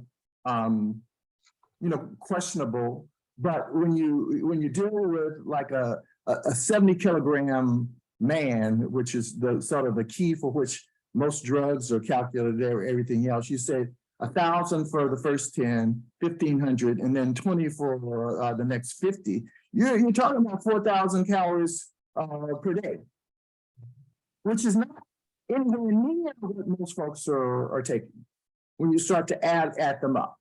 And so, Dr. Sprague, can you stay closer to the computer because you're in and out when you back up? Yeah. No, closer to the computer. Okay. What I'm saying is that you're talking about, for a 70 kilogram person, about 3,500 to 4,000 calories per day, which is not a lot of calories when you look at how many calories people ingest in an average meal. And so, there are calculations that you can use, but a lot of it depends upon, not only what you ingest, but also what your level of activity is. If someone is fairly sedentary, then they may not need as much calories. But the bottom line is this: if someone is overweight, independent of how overweight they are, if their weight stays the same, the number of calories that they're taking in is keeping them at that weight. Okay? And if they kind of know what they're taking, it could be 8,000 calories in order to maintain it at 300 pounds or whatever. But if you start to decrease that amount, and what Omar said is sort of key. If you take what your plate looks like and you start to cut portions in half, then you can cut the calories that you're taking in by half if it's the same amount. And what will then happen is whatever you were eating that kept you at the 300 pounds, it will now get you down to maybe 200 pounds if you continue to take that smaller amount of reduced calories. So it doesn't necessarily have to be calorie counting, but looking at what it is you're eating and saying, I'm gonna eat half of it. And instead of a Whopper, I eat a Whopper, I'm gonna eat a half a Whopper, which is half the calories, and the next half the next day. So the issue is yes, you can do calorie counts, and there are lots of charts that list all the calories. But if you just take a picture of what it is you're eating and say, I'm gonna eat less, eat half, and see whether or not that can satisfy you. And a lot of people continue to eat even before they even wait to see if they're full. But reducing the amount of calories can be just as simple as cutting what you're eating in half, or decreasing the portions, or using a smaller plate. Yeah, so clear. You know, Yes. the thing of it is that, and I just, because we're talking about weight, and I usually don't talk about the app that OBHealthy has, but it's if you download the app to your phone, it's an app called OBHealthy. Just the words, go to your Android or your iPhone and download the app. Once you download the app, you will come in and it'll ask you to register, put in your email and you'll develop a password. And on that front page, you'll be a new account. Just hit new account. Go to the next page and fill out the information. You'll come in and you have registered. Once you register, you'll see that there is a area that continues you on to become a member and go forward with the app and continue to put your information in. You'll come to a page that will ask you for a particular amount that's going to charge. Just go past that and put in the code 365, like 365 days in a year. And basically what we have there is, once you're in the app and you're a member, the first icon that you'll see, open it up and it'll give you 15 easy steps that you can follow to decrease your weight with the eat one half concept. And the eat one half concept does not mean eat one half the food and you're not hungry. I mean, that you're hungry after you're eating. It's eat one half of the calories that you take in with the meal so that you can lose weight. And understand also, we haven't touched on the fact that genetically, each and every one of us have our own particular metabolic rate. And what we mean by that is that our thyroid gland, there are some of us that are hyperthyroid, and we burn the thyroid gland allows us to burn calories really quickly, and we're usually thin. And there are those that are hypothyroid, which the body burns calories very slowly and stores those extra calories as fat. So we have to take that in consideration as well when you evaluating a patient that may be overweight, whether their thyroid is appropriately giving them enough thyroid hormone to metabolize those calories that they're taking in over a 24-hour period. I'm gonna let it be now. Who's next? I think Dr. Patrick Anderson, and then Dr. Garrison, and then Dr. Aluya. We got a lot of hands. So Patrick, go ahead. So, I think two things to think about. And many of these concerns are raised as the individuals on this panel speak to specific things. When we talk about, and February is African American History Month, when we talk about disparity, and we regionalize healthcare and we go to marketing product lines as it relates to healthcare, here is what we sometimes encounter. It's almost like policing, where many of the police officers do not live in the community that they police. And as a result, they come in with intrinsic biases. And the same thing happens in healthcare. Whether it's marketing population health or however you choose to market it, many of these providers do not really intrinsically understand the community that they serve. And Dr. Sprock talked about this, right? So oftentimes, many services that are provided in many of our major hospitals are from some subcontractors, right? So you may have a university system sending an oncologist of a specific time to a specific hospital. Well, here's the thing. He just comes in, sees a patient and leave, but never understand that that wound that needs care, that patient can't pay for her hot water that is required to maintain that surgical wound, right? For example. So that in of itself can contribute to some of the outcomes, the disparate outcomes that we see. And that needs to be addressed. The other thing is, I like parallels. So in my household right now, my wife and I are gardeners, right? And we embark on this interesting experiment where she does soil and I use modern technology, as in hydroponics. And I have sensors in these nutrient reservoir that measures the pH and the total dissolved salts and the electrical conductivity and all these things. And I do it in real time. So oftentimes I'm having a conversation with her and she'll slap me and I said, why you do that for? I said, put down your phone. I said, but honey, I'm looking at my nutrient reservoir, right? I do these things in real time. So is there a platform that we can now bring into households where we consistently say to that mother who's the decision makers, take that, take that vegetable out. It comes in a package. It has a barcode. It scans. Well, we know how much it weighs. We know the components of it. That translates into certain caloric values, fats, whatever you choose to measure. And she sees it in real time, right?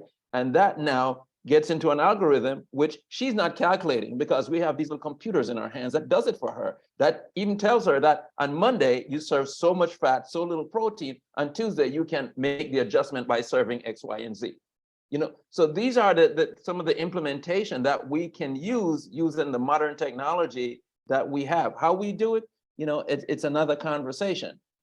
But, I think we need to be forward thinking as opposed to keep beating the same concept that we know, and I think we all understand, and we keep repeating. But how do we get that translated into real meaningful effect? Yeah. Dr. Jordan, thank you. Thank you, Patrick. Dr. Garrison. I hear you, but tread very lightly on that suggestion. How often has that worked in the past? Okay. Listen, I think we've changed our conversation from diabetes to obesity and nutrition, which is all well and good, but we can dedicate 2 or 3 segments on this. What I was asked to do, and I think Dr. Lee as well, we've been asked to talk about the surgical manifestations and treatments of diabetes. And I'd just like to take a few minutes to talk about that and hand it off to Dr. Lee to see the kind of problems he sees and how he goes about handling it. The arteries deliver oxygen to the tissues. The tissues use it for metabolic function. What diabetes does, and I think it was Dr. Anderson said it, diabetes causes leakage in the nerve fibers, and therefore you can get neuropathies, or you can get numbness, or you can get insensate areas where you don't feel anything. In order to heal tissues, to fight infections, you need blood delivered.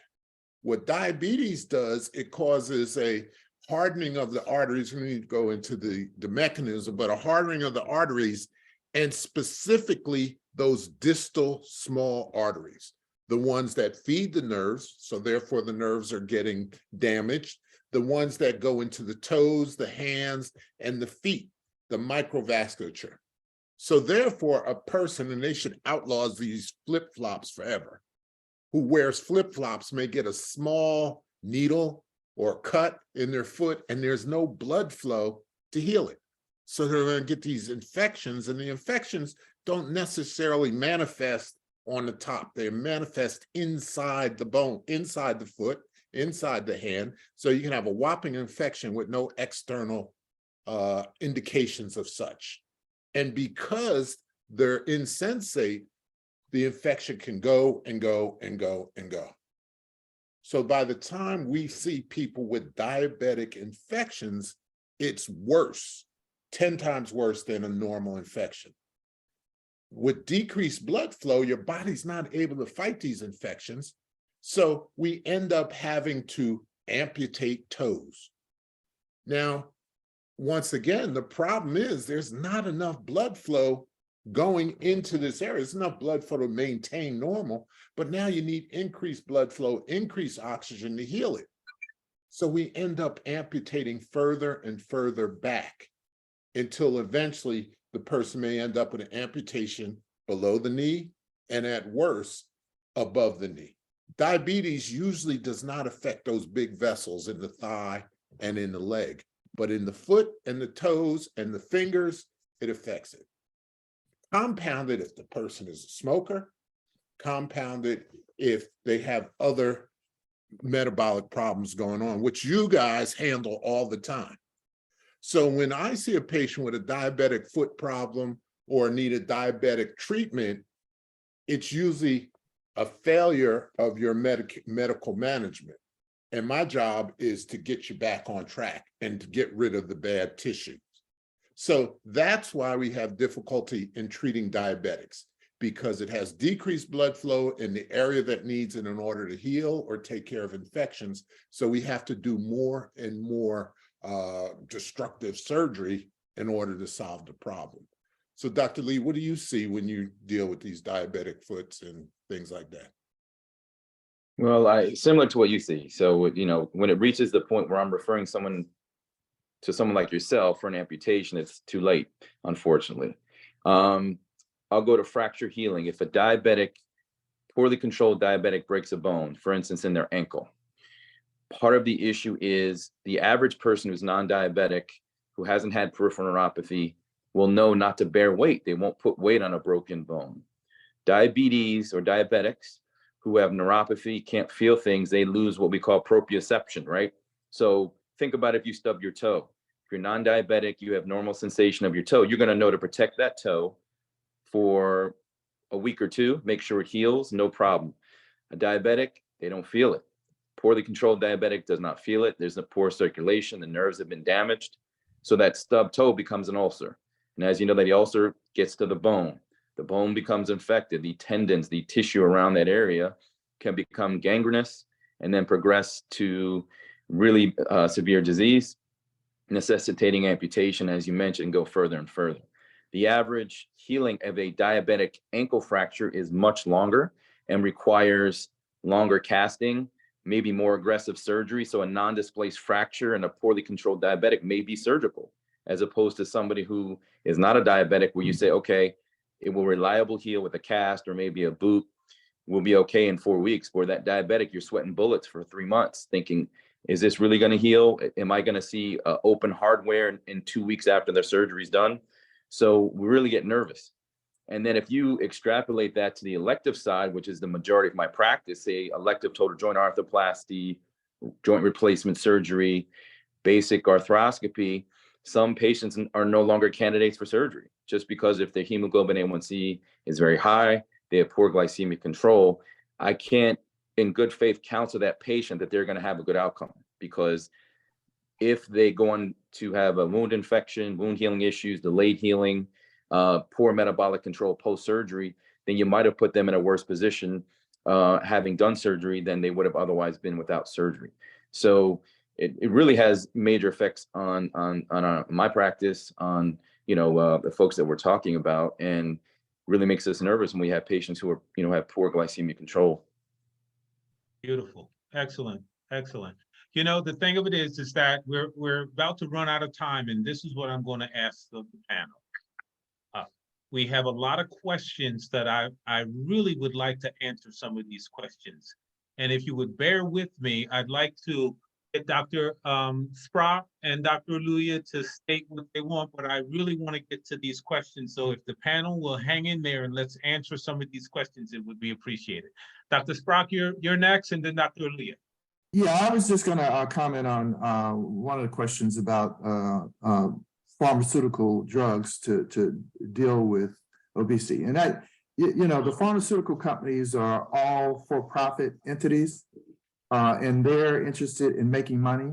And what they charge in the United States is obscene. It's 3 times the next country's cost. And so, you know, they are fully aware of the number of people that are overweight and are obese.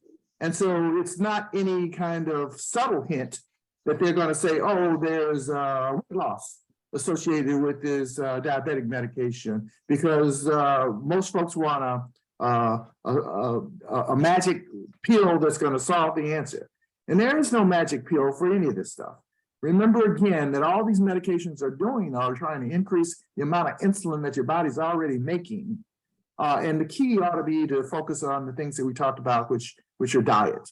You know, the cost of insulin, I don't know if you heard which insulin is something that your body makes. These pharmaceutical companies are charging outrageous amounts of money for insulin, which your body makes. And so the issue of these advertisements that you see on TV that are prompting you to ask your doctor for these drugs is nothing subtle, but a calculation by these pharmaceutical companies for them to make more money. And they're charging outrageous amounts for it when the countries are paying the same drugs for a lot less. They're also not telling you the true numbers. Now, Ozempic will lose 10% of not your total body weight, but 10% of your excess weight. So if you're 60 pounds overweight and 10% of 60 pounds, it's only 6 pounds. And they're making it seem like you're going to lose all 60 of those pounds. But Jordan, there's no way that anyone can prove that Ozempic was the sole reason that the person lost that amount of weight. It's just, there's no proof about it. It all has to go through the same mechanisms of metabolic caloric intake activity. That's it. So true, so true. Okay, I'm with you. All right. Dr. Aluya. Yes, thank you. I mean, we've talked a whole lot about diabetes today and obesity and everything else. Probably we'll give another day to further go on to dive into this properly, because in my view and what I see, diabetes is beginning to become the single contributing factor for morbidity and mortality in the Black community across board, straight up. So it's something we must begin to truly pay attention to, because if we handle that, then every other thing, the heart disease, the kidney failure, all the other things, that come, and we see the statistics, and it's appalling and it's frightening, especially for us as a people. Like I said earlier on, diabetes is new to the Black DNA, and that's why we fare worse compared to everybody else. Nelson, can we briefly tell the audience what is morbidity and mortality? I don't know if everyone speaks like that. Okay, well, mortality, of course, is death, meaning, end of the life as perceived, as we see. Now, morbidity is the suffering of the effects of the disease, meaning, you're getting sick, lots of time from work, lots of time spending with family. Of course, the effect of the disease itself, affecting even your finances as well.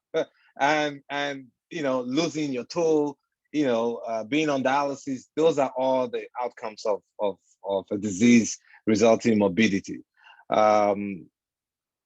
When it comes to diabetes, first, we need to understand that it affects every tissue in our body, because as long as you live, you need glucose to live, glucose and oxygen.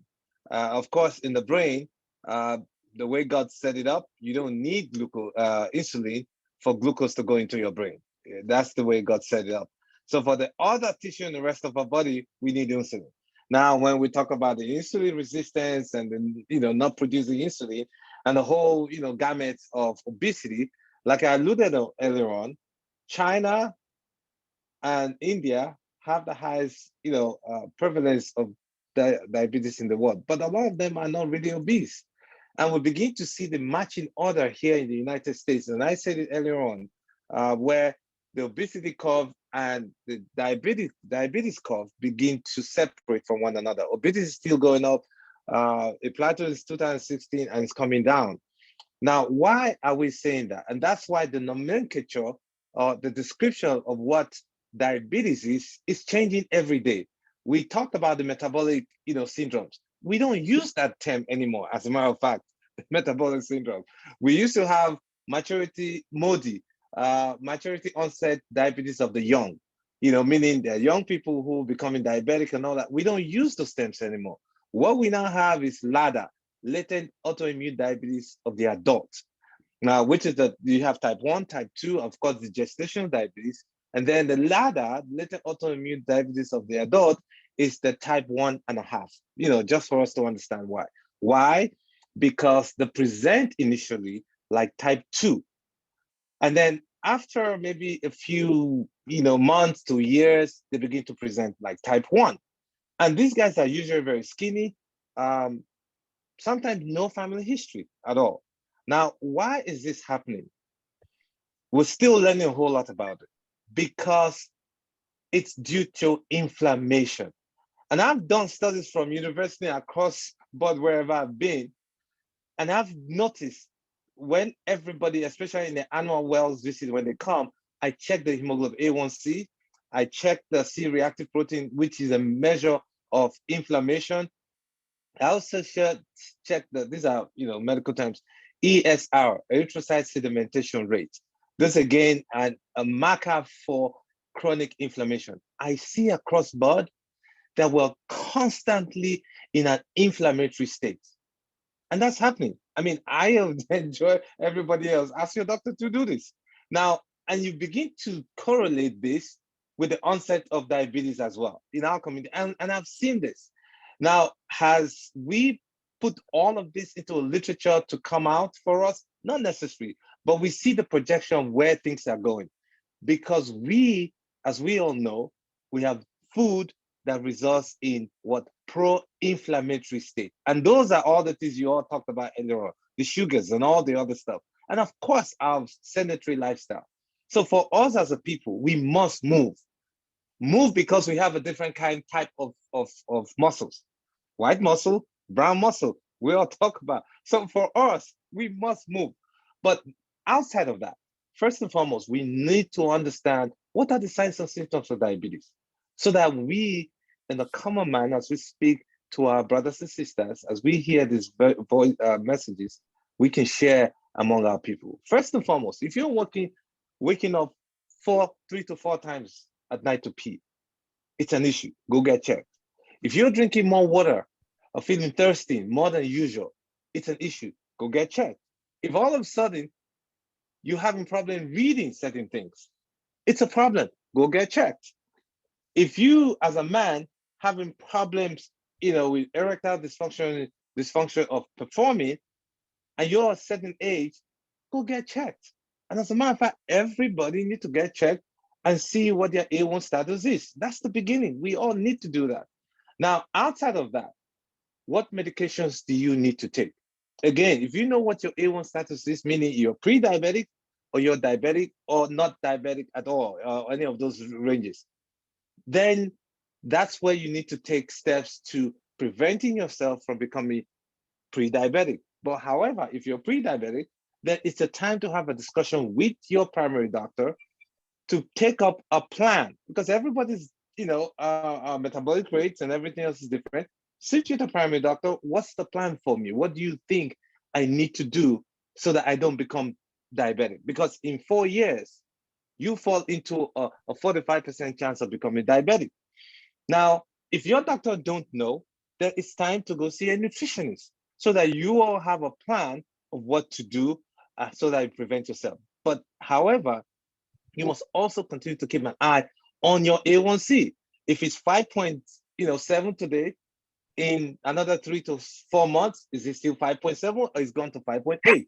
Has it gone to 5.9? Is it now 6? Because I've seen consistently individuals who I spoke to had big plans and this, and then they were much younger and then listen, eventually turned to become diabetic. So outside of the plan, what medications are you going to use? Do you use, because somebody had asked earlier on what the medications that they are that we're using now. We have the sulfonylureas, you have the biguanides, you have the SGLT, all those are terms, technical terms, and then you have the GLP-1s, which is, where the Trulicity and Ozempic and other ones, fall into. These Dr. are all Aluya, new medications, we're right? we're gonna have to wrap it up. We're over our time, and I Right. really want to get to these questions. So Okay, give me right. 30-second wrap up, brother.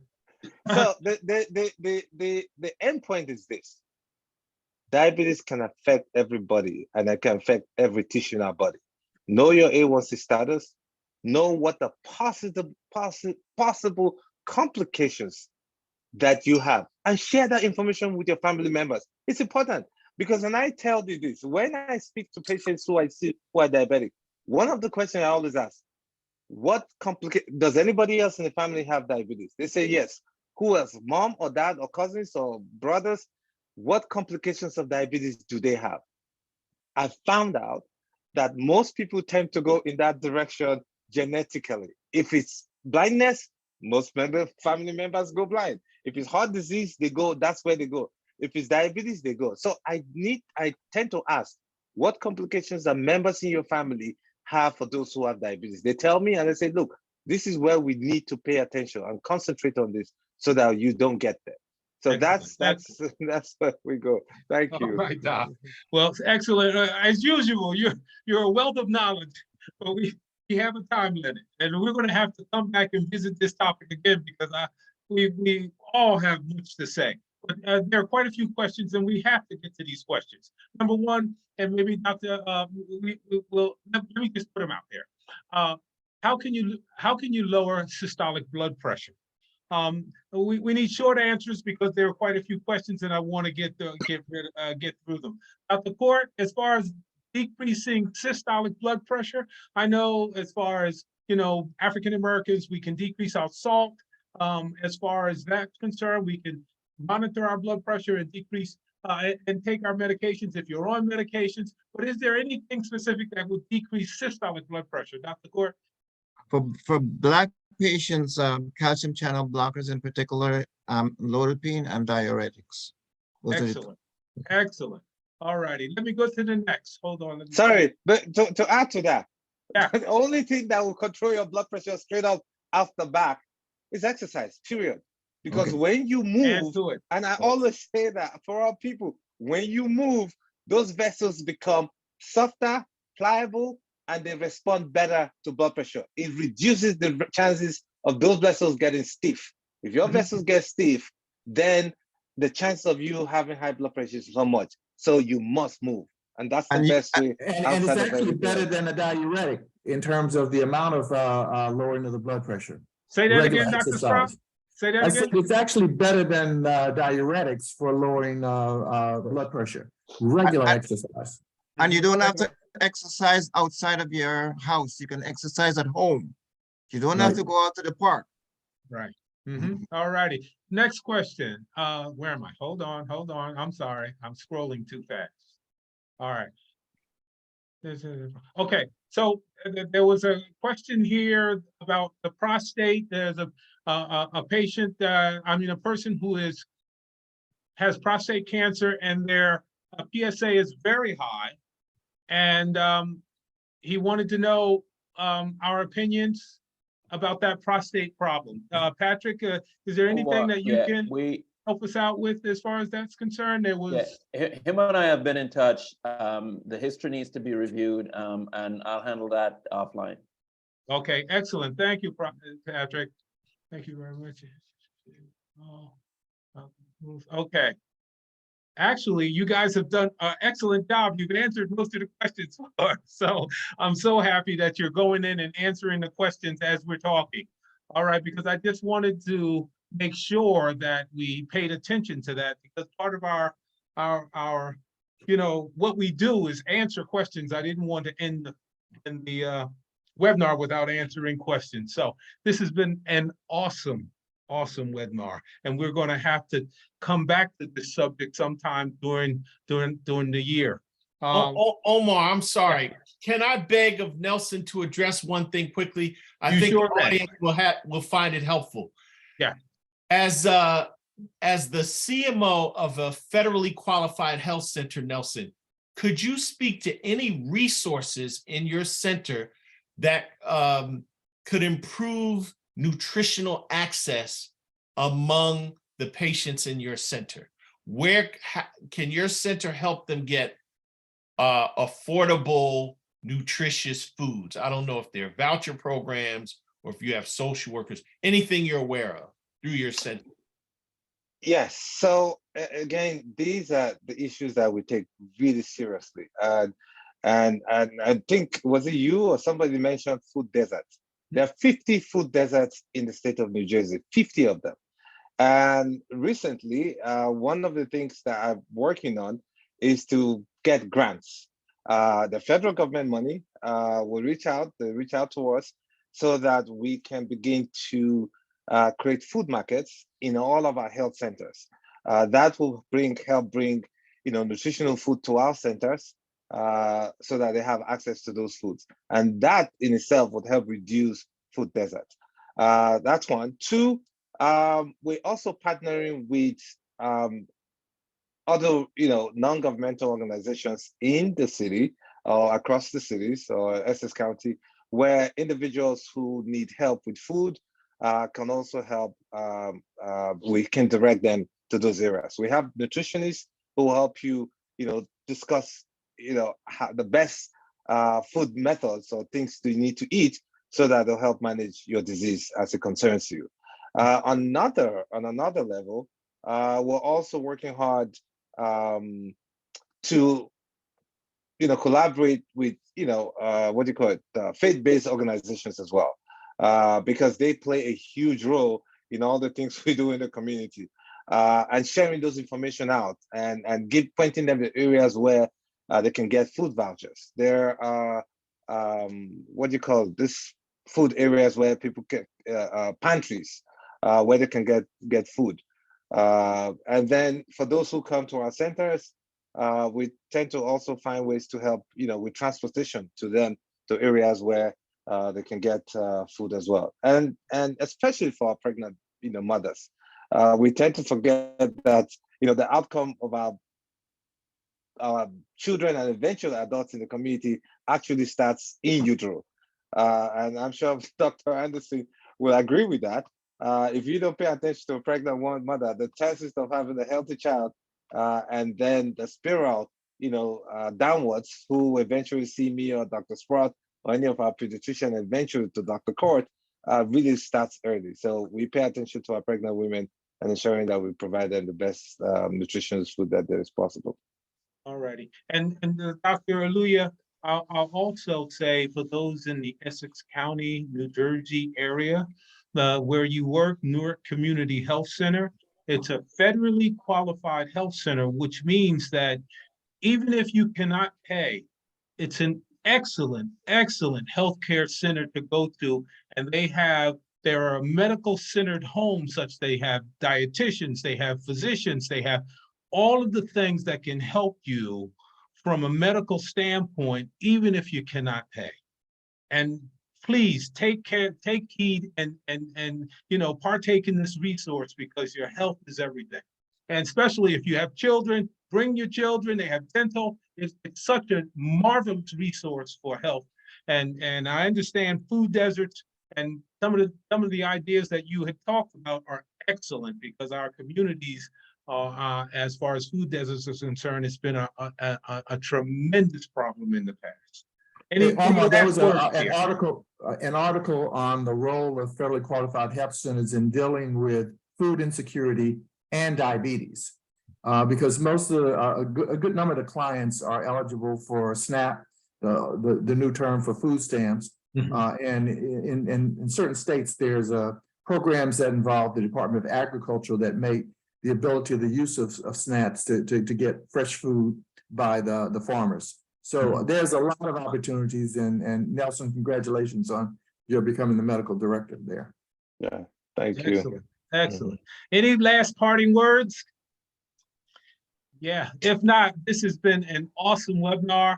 Let me just end this closing stating that thanks to OBHealthy for allowing us to bring this webinar to you. And we're going to be here next Saturday, next month, second Saturday. Next month, second Saturday at 1 o'clock, we will be here again. Please tell everyone about it. It takes a village. So, hey, listen, tell friends, family, and let's all come together and be educated as far as health is concerned. So if I may say something, Yes. there's an African adage that say, if you hear good news, you listen with both ears. Hopefully they've listened with both ears, but go on to pass the information to everybody else. Let's hold the line on this. Let's hold the line and take leadership in our communities. We advocate for one another, so we all live healthy, happier, and prosperous. Excellent. I could not have said it better, Nelson. Could not have said it better. But what I really want to state is, please do not change any aspect of your medical care until you consult your physician. Only your doctor truly can take care of you appropriately from a medical standpoint. All righty. And if you want to view any of our past webinars, please go to OBHealthy, scroll to the YouTube sign, hit the YouTube sign, it'll come up. Remember to subscribe so we can continue to bring this YouTube to you, and view the past webinars. They're a wealth of knowledge. Other than that, I have nothing else to say, but thank you, each and every one of you. Thank the audience, thank the doctors, and brothers, I will see you next month. Peace. Go Birds. Go Birds. No. Bye-bye. No. Take care, everybody. I'll see y'all later. No All right. birds. All right. Peace, No everyone. birds. Bye. Bye.